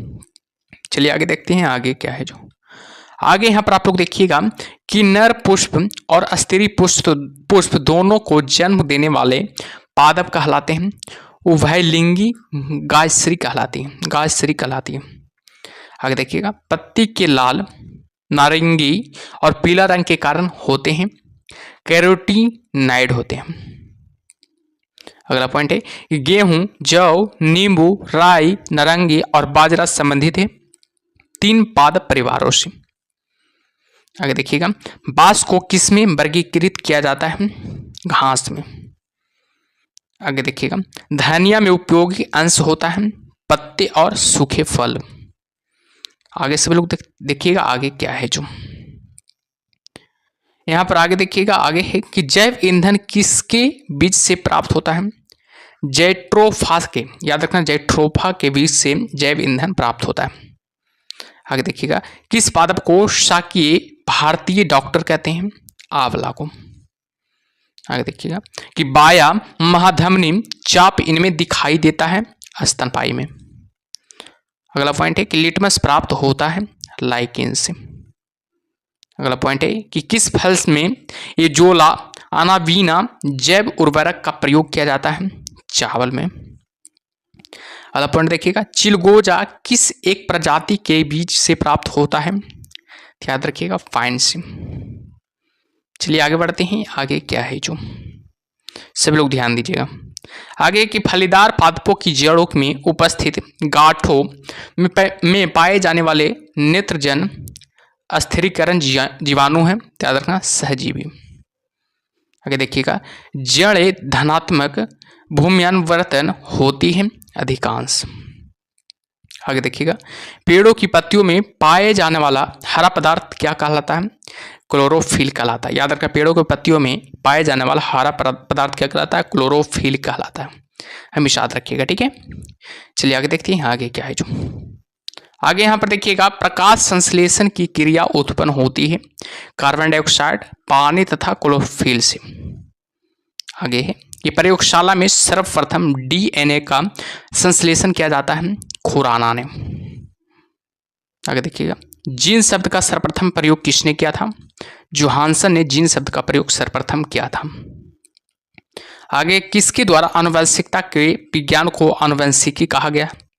तो याद रखिएगा वाटसन के द्वारा, हमेशा याद रखिएगा वाटसन की द्वारा, ठीक है। चलिए आगे देखते हैं आगे क्या है जो आगे यहाँ पर है कि आनुवंशिकी उत्परिवर्तन होता है, याद रखना क्रोमोसोम से। आनुवंशिकी उत्परिवर्तन होता है, याद रखिएगा क्रोमोसोम से। आगे है डीएनए के द्विहेलिक्स प्रारूप को पहली बार किसने प्रस्तावित किया था? वाटसन तथा क्रिक ने प्रस्तावित किया था। आगे देखिएगा, कोशिका की आत्महत्या की थैली कहलाता है लाइसोसोम। कोशिका की आत्महत्या की थैली कहलाता है कौन? याद रखिएगा लाइसोसोम कहलाता है। आगे ध्यान दीजिएगा, लाइसोसोम में पाए जाने वाले वह एंजाइम जिनमें जीव द्रव को घुला देने या नष्ट कर देने की क्षमता होती है क्या कहलाता है? हाइड्रोलाइटिक एंजाइम कहलाता है, हमेशा याद रखिएगा हाइड्रोलाइटिक एंजाइम कहलाता है, ठीक है। चलिए आगे देखते हैं आगे क्या है जो आगे यहाँ पर देखिएगा, 80% से अधिक सेल में पाया जाने वाला पदार्थ है, याद रखना जल हो जाएगा। आगे है किसकी उपस्थिति के कारण किसी पादप कोशिका और पशु कोशिका में अंतर पाया जाता है, याद रखना कोशिका भित्ति। अगला पॉइंट है कि गोल्जी इकाई का प्रमुख कार्य क्या है? याद रखना श्रावी हो जाएगा गोल्जी इकाई का प्रमुख कार्य। अगला पॉइंट है कि एक काष्ठीय पौधों की आंतरिक छाल का मुख्य कार्य क्या है? याद रखना है पत्तियों से पौधों के अन्य भागों को खाद्य परिवहन करना। अगला पॉइंट है कि संवहनी पौधों में पानी ऊपर किससे जाता है? याद रखना जाइलम टिश्यू से, हमेशा याद रखिएगा किससे जाता है? तो जाइलम टिश्यू से जाता है। चलिए आगे बढ़ते हैं आगे क्या है जो आगे यहाँ पर ध्यान दीजिएगा सब लोग। आगे है कि किस भारतीय वैज्ञानिक ने पादपों में जल की लंबी दूरी के अभिगमन का सिद्धांत प्रस्तुत किया? याद रखना जे.सी. बोस ने। अगला पॉइंट है संसार का सबसे बड़ा पारितंत्र है, सागर हो जाएगा संसार का सबसे बड़ा पारितंत्र। मृदा अपरदन रोका जा सकता है, याद रखना वन रोपण द्वारा मृदा अपरदन रोका जा सकता है।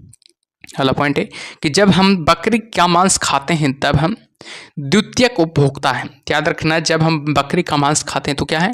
द्वितीयक उपभोक्ता है। अगला पॉइंट है हाइड्रोफाइट कहते हैं, तो याद रखना एक जलीय पौधों को हाइड्रोफाइट कहते हैं। आगे देखिएगा मरुद्भीद पौधा है, तो याद रखना करील हो जाएगा जो कि मरुद्भीद पौधा हो जाएगा। अगला पॉइंट है कि पर्यावरण के अजैव अवयव का उदाहरण है, तो याद रखना वायु हो जाएगा पर्यावरण के अजैव यानी कि अजैव अवयव का उदाहरण हो जाएगा। ठीक है, चलिए आगे देखते हैं आगे क्या है। जो आगे सब लोग ध्यान दीजिएगा, आगे है कि हाइड्रोपोनिक्स संबंधित है मिट्टी के बिना पौधों की वृद्धि से। अगला पॉइंट है कि सौर ऊर्जा का सबसे बड़ा औद्योगिकीकरण कौन है, तो याद रखना हरे पौधे हो जाएंगे। अगला पॉइंट है कि पारिस्थितिकी संतुलन बनाए रखने के लिए भारत में वन क्षेत्र कितने अनुपात में होना चाहिए, तो याद रखना 33.3% में होनी चाहिए।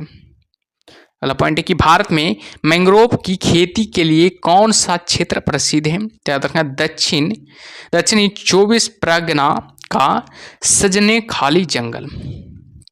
चलिए आगे देखते हैं आगे क्या है। जो ये आगे यहाँ पर देखिएगा, आगे है कि एपीफाइटस बहुत अधिक विकसित होती है, ऐसे पौधे होते हैं जो अन्य पौधे पर निर्भर करते हैं, तो याद रखना यांत्रिक मदद हेतु के लिए। ठीक है, अगला पॉइंट है कि पादपाल एक सुविधा है जिससे नियंत्रित दशाओं में पादपों का उगना संभव हो पाता है। अगला पॉइंट है कि अधिकांश मरुस्थलीय पादप रात्रि के समय ही पुष्पित होते हैं, क्योंकि मरुस्थलीय कीट रात्रि के समय सक्रिय रहते हैं। अगला पॉइंट देखिएगा, रेगिस्तान में पैदा होने वाले पौधे कहलाते हैं, याद रखना जीरोफाइटस कहलाते हैं। रेगिस्तान में पैदा होने वाले पौधे क्या कहलाते हैं, जीरोफाइटस कहलाते हैं, हमेशा याद रखिएगा। चलिए आगे देखते हैं आगे क्या है। आगे यहाँ पर देखिएगा कि पारिस्थितिकी नीचे की संकल्पना को प्रतिपादित किया था ग्रीनलेस ने। आगे देखिएगा सबसे अस्थायी पारिस्थितिकी तंत्र है समुद्र हो जाएगा। अगला पॉइंट है कि मनुष्य किसके द्वारा जीव मंडल में पारिस्थितिकी संतुलन बनाए रख सकता है, याद रखना संबंधित पौधों की नई किस्में और पालतू पशु की नई नस्ल विकसित करना। ठीक है, चलिए आगे बढ़ते हैं आगे क्या है। जो आगे यहाँ पर ध्यान दीजिएगा, अगला पॉइंट है कि सामाजिक वानिकी सहकारी स्वामित्व वाली भूमि पर उपयोगी पौधों का उगाना और उनकी व्यवस्था करना। आगे देखिएगा राष्ट्रीय वानस्पतिक उद्यान कहाँ पर स्थित है, लखनऊ में हो जाएगा। अगला पॉइंट है कि भारत में वन अनुसंधान संस्था कहाँ पर स्थित है, देहरादून में हो जाएगा। अगला पॉइंट है कि पृथ्वी का विशालतम पारिस्थितिकी तंत्र है, याद रखना जलमंडल हो जाएगा, जो कि पृथ्वी का विशालतम पारिस्थितिकी तंत्र हो जाएगा। अगला पॉइंट है कि एक कृत्रिम पारिस्थितिकी तंत्र निरूपित किया जाता है, याद रखना जल जीवशाला द्वारा। ठीक है, चलिए आगे देखते हैं आगे क्या है। जो आगे यहाँ पर देखिएगा कि रेड डाटा बुक उन जातियों के बारे में जानकारी देती है जो संकट आपन्न है। अगला पॉइंट देखिएगा भारत में पारिस्थितिकी असंतुलन कौन एक प्रमुख कारण है, याद रखना वन उन्मूलन हो जाएगा। क्या हो जाएगा, वन उन्मूलन हो जाएगा। अगला पॉइंट है कि ताल हो जाएगा। ताल पारिस्थितिकी तंत्र की स्थिरता निर्भर करती है किससे, याद रखना उत्पादकों और उपभोक्ताओं पर। अगला पॉइंट है कि प्रकृति के संतुलन को तय करने वाला मुख्य कारक क्या है, याद रखना मानव गतिविधियां हो जाएगा। हमेशा याद रखिएगा क्या हो जाएगा, मानव गतिविधियां हो जाएगा। ठीक है, चलिए आगे देखते हैं आगे क्या करा है। आगे करा कि वैश्विक विरासत का वन माना जाता है। पश्चिम बंगाल में सुंदरबन को वैश्विक विरासत का वन माना जाता है। अगला पॉइंट देखिएगा वह वर्णक जो वनस्पति को पराबैंगनी किरणों के दुष्प्रभाव से बचाता है कौन सा है, याद रखना फाइकोसाइनिन हो जाएगा। अगला पॉइंट है कि सर्वाधिक जैव विविधता कहाँ पाई जाती है, याद रखना उष्णकटिबंधीय वर्षा वनों में सर्वाधिक विविधता पाई जाती है। अगला पॉइंट है कि पारिस्थितिकी तंत्र में तत्वों को चक्रण को क्या कहते हैं, याद रखना जैव भूरासायनिक चक्र कहते हैं, याद रखना जैव भूरासायनिक तत्व कहते हैं। ठीक है, चलिए अगला पॉइंट पर ध्यान दीजिएगा सभी लोग। अगला पॉइंट है कि चिपको आंदोलन मूल रूप से किसके विरुद्ध था, तो याद रखना वन कटाई के विरुद्ध था। आगे देखिएगा, इको मार्क उन भारतीय उत्पादों को दिया जाता है जो पर्यावरण के प्रति मैत्रीपूर्ण हो।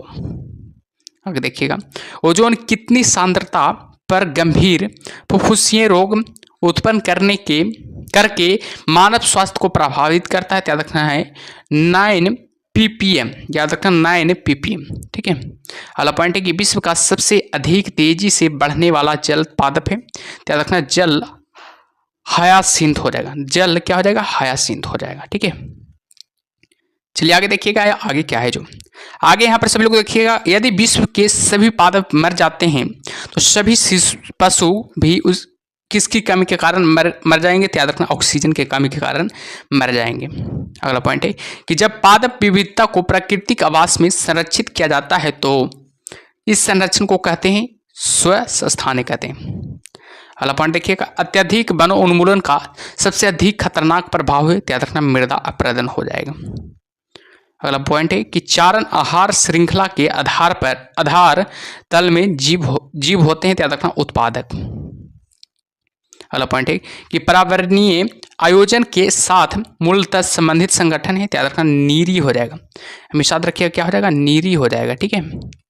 चलिए आगे देखते हैं, आगे क्या है जो अगला पॉइंट है कि मैंग्रोव वन वैश्विक तापमान का क्या प्रभाव होगा? याद रखना मैंग्रोव के विशाल क्षेत्र जलमग्न हो जाएंगे। अगला पॉइंट है कि दो भिन्न समुदायों के बीच का संक्रांति क्षेत्र कहलाता है? याद रखना इकोटोन कहलाते हैं। क्या कहलाते हैं? इकोटोन कहलाते हैं।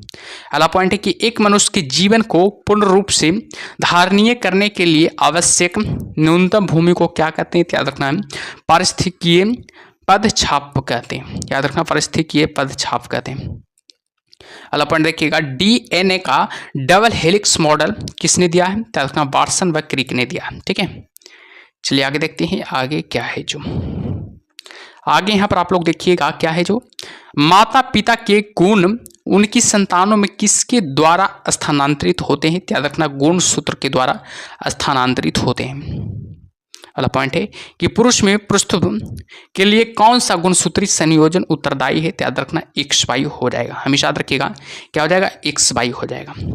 अगला पॉइंट है कि एक समान मानव शरीर कोशिका में गुणसूत्रों की संख्या कितनी होती है? याद रखना हमेशा 46 होती है। कितनी होती है? 46 होती है। अगला पॉइंट है कि मनुष्य में नर का गुणसूत्र सम्मिश्रण होता है? याद रखिएगा XY होता है। क्या होता है? XY सम्मिश्रण होता है। चलिए आगे देखते हैं, आगे क्या है जो आगे यहाँ पर देखिएगा कि बच्चों के लिंग निर्धारण के लिए उत्तरदायी क्रोमोसोम होता है? याद रखना पिता का क्रोमोसोम। याद रखना पिता के क्रोमोसोम के द्वारा बच्चों में लिंग निर्धारण होता है। बेहद इंपॉर्टेंट है, एग्जाम में बहुत बार सवाल आ चुका है।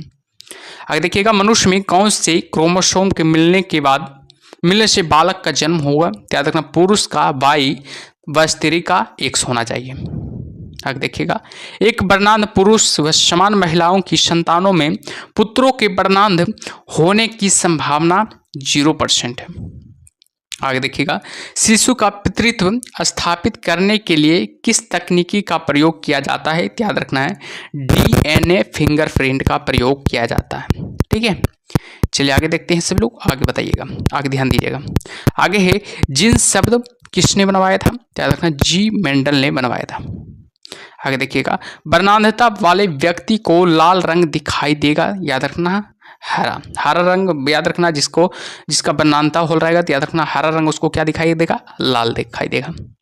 आगे देखिएगा, एक वर्णांध पुरुष एक समान महिला से विवाह करता है, वर्णांधता के लक्षण उत्पन्न होंगे उसके पुत्रियों के पुत्रों में। याद रखिएगा उसके पुत्रियों के पुत्रों में उत्पन्न होंगे, यानी कि पुत्री में नहीं उत्पन्न होंगे लेकिन पुत्रों में उत्पन्न हो जाएंगे, यानी कि पुत्रियों के पुत्रों में हो गए। ठीक है। आगे ध्यान दीजिएगा, गुणसूत्र में होते हैं याद रखना DNA और प्रोटीन होते हैं। आगे देखिएगा, DNA अंगुली छाप का प्रयोग किसकी पहचान के लिए किया जाता है? तो याद रखना बलात्कारी के लिए, माता पिता और चोर के लिए। याद रखिएगा। ठीक है। चलिए आगे देखते हैं, आगे क्या है जो आगे देखिएगा, जेनेटिक्स किसका अध्ययन है? याद रखना आनुवंशिकता और विचरण का अध्ययन हो जाएगा। आगे देखिएगा, संसार में किस जीव की संख्या सर्वाधिक है? याद रखना मछली की संख्या सर्वाधिक। आगे देखिए, सबसे विषैले मछली है? याद रखना पाषाण मछली हो जाएगा, जो कि क्या हो जाएगा? सबसे विषैले मछली हो जाएंगे। आगे देखिएगा, मच्छरों के नियंत्रण हेतु प्रयोग होने वाली कीटभक्षी मछली है, याद रखना गैम्बूसिया हो जाएगा। आगे देखिएगा, जल से बाहर निकाले जाने पर मछलियां मर जाती हैं क्योंकि वे श्वास नहीं ले पाती है। आगे देखिएगा, शार्क मछली में कितनी हड्डियां होती है, याद रखना 0 हड्डियां होती हैं। याद रखना शार्क मछली में हड्डियां नहीं होती हैं, हमेशा याद रखिएगा। आगे देखते हैं आगे क्या है। जो आगे है, एम्फीबिया बनाता है, याद रखना जल एवं स्थल दोनों पर ही रह सकने वाले पशुओं को। घोंसला बनाने वाला एकमात्र सांप कौन सा है, याद रखना किंग कोबरा हो जाएगा, जो कि घोंसला बनाने वाला एकमात्र सांप है। आगे देखिएगा, पहला क्लोन पशु डॉली कौन सा पशु था, याद रखना भेड़ हो जाएगा। आगे देखिएगा, कुछ रेगिस्तानी छिपकलियों अपने मल को शुष्क आकार में निष्कासित करती है, इससे किस प्रकार की मदद मिलती है, याद रखना जीवों का पर्यावरण के अनुसार अनुकूलन हो जाएगा। डायनासोरस थे, याद रखना है डायनासोरस हो जाएगा मेसोजोइक सरीसृप, याद रखिएगा मेसोजोइक सरीसृप हो जाएगा। ठीक है, आगे देखिएगा, किसकी उपस्थिति के कारण गिरगिट रंग बदलता है, वर्निक लवक के कारण। आगे देखिएगा, पृथ्वी पर विशालतम जीवित पक्षी है, याद रखना शुतुरमुर्ग हो जाएंगे। आगे देखिएगा, डुगोन नामक समुद्री जीव जो कि विलोपन की कगार पर है, क्या है, याद रखना स्तनधारी है। आगे ध्यान दीजिएगा, न्यूजीलैंड में पाया जाने वाला उड़ियन पक्षी है, याद रखना कीवी हो जाएंगे। आगे देखिएगा, आगे से लोग आगे क्या है। जो आगे यहाँ पर है आर्कियोपेटेरिक्स, याद रखना जुरासिक युग का सर्व पुरातन पक्षी है, हमेशा याद रखिएगा। ठीक है, चलिए थोड़ा ऑब्जेक्टिव क्वेश्चंस भी देख लेते हैं। ठीक है, यहाँ पर ऑब्जेक्टिव क्वेश्चंस आया है। ठीक है, तो इसको भी आप लोग देख सकते हैं। नवजात शिशु को ट्रिपल एंटीज वैक्सीन निम्नलिखित में से किन रोगों से प्रतिरक्षित करने के लिए लगाई जाती है, तो हमेशा याद रखिएगा इसका सही उत्तर हो जाएगा ऑप्शन और बी, कुकुर खांसी, टिटनेस और डिप्थीरिया के कारण। ठीक है, चलिए आगे देखते हैं आगे क्या है। अगला यहाँ पर क्वेश्चन से क्या कर रहा है कि निम्न में से कौन सा रोग जीवाणुओं से उत्पन्न होता है, याद रखना है तपेदिक रोग होता है, जो कि किससे उत्पन्न होती है, जीवाणुओं से उत्पन्न होती है। आगे ध्यान दीजिएगा, अगला क्वेश्चन क्या है। यहाँ पर अगला क्वेश्चन से कि निद्रा रोग नामक बीमारी होती है, याद रखना ऑप्शन नंबर डी हो जाएगा, यानी कि ट्रिपैनोसोमा नामक एक कोशिकीय जीव से। अगला क्वेश्चन से ध्यान दीजिएगा सब लोग। अगला क्वेश्चन क्या करा है, यहाँ पर अगला क्वेश्चन करा है कि निम्नलिखित में से कौन सा एक आनुवंशिकी रोग लिंग संलग्न है, याद रखना रॉयल हीमोफीलिया हो जाएगा। आगे देखिएगा, अगला क्वेश्चन क्या है। अगला क्वेश्चन से यहाँ पर है कि निम्न में से कौन सी व्याधि आनुवंशिकी है, याद रखना ऑप्शन नंबर ए हो जाएगा, हीमोफीलिया हो जाएगा। चलिए आगे देखिएगा, यहाँ पर आगे क्या है। जो आगे यहाँ पर देखिएगा कि किस तत्व की कमी के से घेंघा रोग हो जाता है, याद रखना ऑप्शन नंबर सी हो जाएगा, आयोडीन की कमी से घेंघा रोग हो जाता है। आगे देखिएगा, आगे क्या है। जो आगे यहाँ पर है कि हृदय की धड़कन नियंत्रित करने के लिए निम्न में से कौन सा खनिज आवश्यक है, याद रखना ऑप्शन नंबर सी, पोटेशियम आवश्यक है। अगला क्वेश्चन देखिएगा, अगला क्वेश्चन क्या है। जो अगला क्वेश्चन से यहाँ पर है कि ब्लू वेवी नामक प्रदूषण कारित बीमारी पीने वाले जल में निम्न में से किसके अधिक विद्यमान होने के कारण होती है, याद रखना नाइट्रेट के कारण। चलिए आगे देखते हैं, यहाँ पर आगे क्वेश्चन क्या कर रहा है। जो अगला क्वेश्चन कर रहा है कि निम्नलिखित में से कौन सा पोटेशियम अल्पता से संबंधित, याद रखना ऑप्शन नंबर बी हो जाएगा, निम्न रक्तचाप हो जाएगा। चलिए अगला देखिएगा, यहाँ पर अगला क्या है पॉइंट है, पेंगुइन चिड़िया कहाँ पाई जाती है, याद रखना अंटार्कटिका में पाई जाती है। पेंगुइन जो चिड़ियाँ हैं, याद रखें कहाँ पाई जाती हैं, याद रखना अंटार्कटिका में पाई जाती है। आगे देखिएगा, सबसे बड़ा उड़ने में असमर्थ पक्षी जो सबसे तेज गति से दौड़ सकता है वह क्या है, ऑस्ट्रिच हो जाएगा। आगे देखिएगा, पाबो क्रेस्टस किसका वैज्ञानिक नाम है, याद रखना मोर का वैज्ञानिक नाम क्या है, पाबो क्रेस्टस हो जाएगा। अगला है, वह एकमात्र पक्षी जो पीछे की ओर उड़ता है क्या कहलाता है, गुंजन पक्षी हो जाएगा। अगला पॉइंट है कि व्हेल के हृदय में कितने चैम्बर होते हैं, याद रखना 4 चैम्बर होते हैं। व्हेल के हृदय में 4 चैम्बर होते हैं। आगे देखिएगा, अगला पॉइंट है कि वह स्तनधारी जो खतरे के संकेत के समय गेंद के समान हो जाता है, कंटक चूहा हो जाएगा। आगे देखिएगा, स्तनपायी के उत्सर्जनीय उत्पाद मूत्र में अधिकता में पाए जाते हैं, यूरिक अम्ल पाए जाते हैं। हरित ग्रंथियां संबंधित है किससे, याद रखना उत्सर्जन से संबंधित है। आगे देखिएगा, कूटक किस में नहीं पाया जाता है, बत्तख में नहीं पाया जाता है। डायनासोरस थे, याद रखना है सरीसृप जो लुप्त हो गए, याद रखना डायनासोरस थे जो क्या थे, सरीसृप थे जो क्या हो गए, अब लुप्त हो गए। ठीक है, आगे देखिएगा, आगे क्या, आगे यहाँ पर देखिएगा, आर्कियोपेटेरिक्स किन वर्गों में के प्राणियों के बीच की योजक कड़ी है, याद रखना सरीसृप व पक्षी के हो जाएंगे। आगे देखिएगा, किस समूह के जीवों को डूबने से हुई मृत्यु का पता लगाने में महत्व है, याद रखना डाइटम हो जाएगा। ठीक है, चलिए आगे देखिएगा, आगे क्या है जो आगे बाबू की रक्त में प्रतिस्कंदन पदार्थ कौन सा है, याद रखना हिपेरिन हो जाएगा। देखिएगा, मैमथ पूर्वज है, याद रखना हाथी के, मैमथ पूर्वज किसके है, याद रखना हाथी के हो जाएंगे। आगे देखिएगा, फिरोमन्स पाए जाते हैं, याद रखना कीटों में फिरोमन्स पाए जाते हैं। आगे देखिएगा, भारत में सबसे बड़ी मछली कौन सी हो जाएगा, व्हेल शार्क हो जाएगा। आगे देखिएगा, प्राइमेट में आधुनिक मानव का निकटतम संबंध कौन है, याद रखना गोरिल्ला है। आगे देखिएगा, पांडव भी उसी कुल का है जिसका है भालू। आगे देखिएगा, अधिकांश कीट श्वसन कैसे करते हैं, याद रखना बातक तंत्र से। अधिकांश कीट है जो श्वसन कैसे करते हैं, याद रखना बातक तंत्र से करते हैं। ठीक है, चलिए आगे देखिएगा, यहाँ पर क्या करा है, किस सर्प का भोज मुख्य रूप से अन्य सर्प है, याद रखना नागराज का। आगे देखिएगा, तालाबों और कुओं किसको छोड़ने से मच्छरों को नियंत्रित करने में मदद मिलती है, गैबूशिया। आगे देखिएगा, मधुमक्खी में पुंपधूप होते हैं, याद रखना जनन छमनर में। आगे देखिएगा, कपोत दुग्ध उत्पन्न करता है, याद रखना पक्षी है जो, याद रखिएगा कपोत दुग्ध उत्पन्न करता है। अगला पॉइंट है कि कौन सा भाग हाथी को गजतंत्र के रूप में बदलता है, याद रखना दूसरा कृंतक। ठीक है, चलिए आगे बढ़ते हैं, आगे क्या कर रहा है जो आगे यहाँ पर देखिएगा, डार्विन फिच चेंज का प्रयोग किस समूह के लिए किया जाता है, याद रखना पक्षियों के लिए किया जाता है।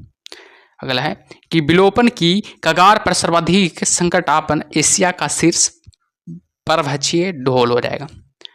अगला है कि विभिन्न जातियों के एक्स सीटू संरक्षण के लिए निम्न में से कौन सा उद्दिष्ट है, याद रखना जर्म प्लाज्म बैंक हो जाएगा। आगे से लोग देखिएगा, आगे क्या है जो आगे यहाँ पर देखिएगा, चिकित्सा संबंधित आविष्कार।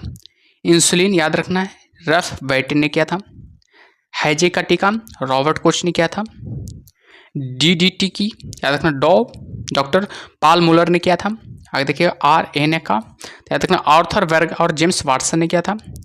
डीएनए का बात किया जाए तो याद रखना जेम्स वाटसन तथा क्रिक ने किया था। आगे देखिएगा, एस्प्रिन का ड्रेसर ने किया था। कुनाइन की बात की जाए रेवी ने किया था।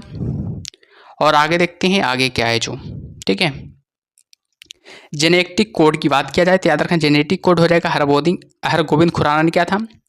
बैक्टीरिया याद रखना ल्यूवेन हुएक ने किया था। पेंसिलिन याद रखना फ्लेमिंग एंड फ्लोर ने किया था। विटामिन फंक ने किया था। विटामिन ए मैकुलन ने किया था। विटामिन बी मैकुलन ने किया था। विटामिन सी हॉफकिंस ने किया था। और विटामिन डी FG हॉफकिंस ने किया था। चेचक का टीका जेनर ने किया था।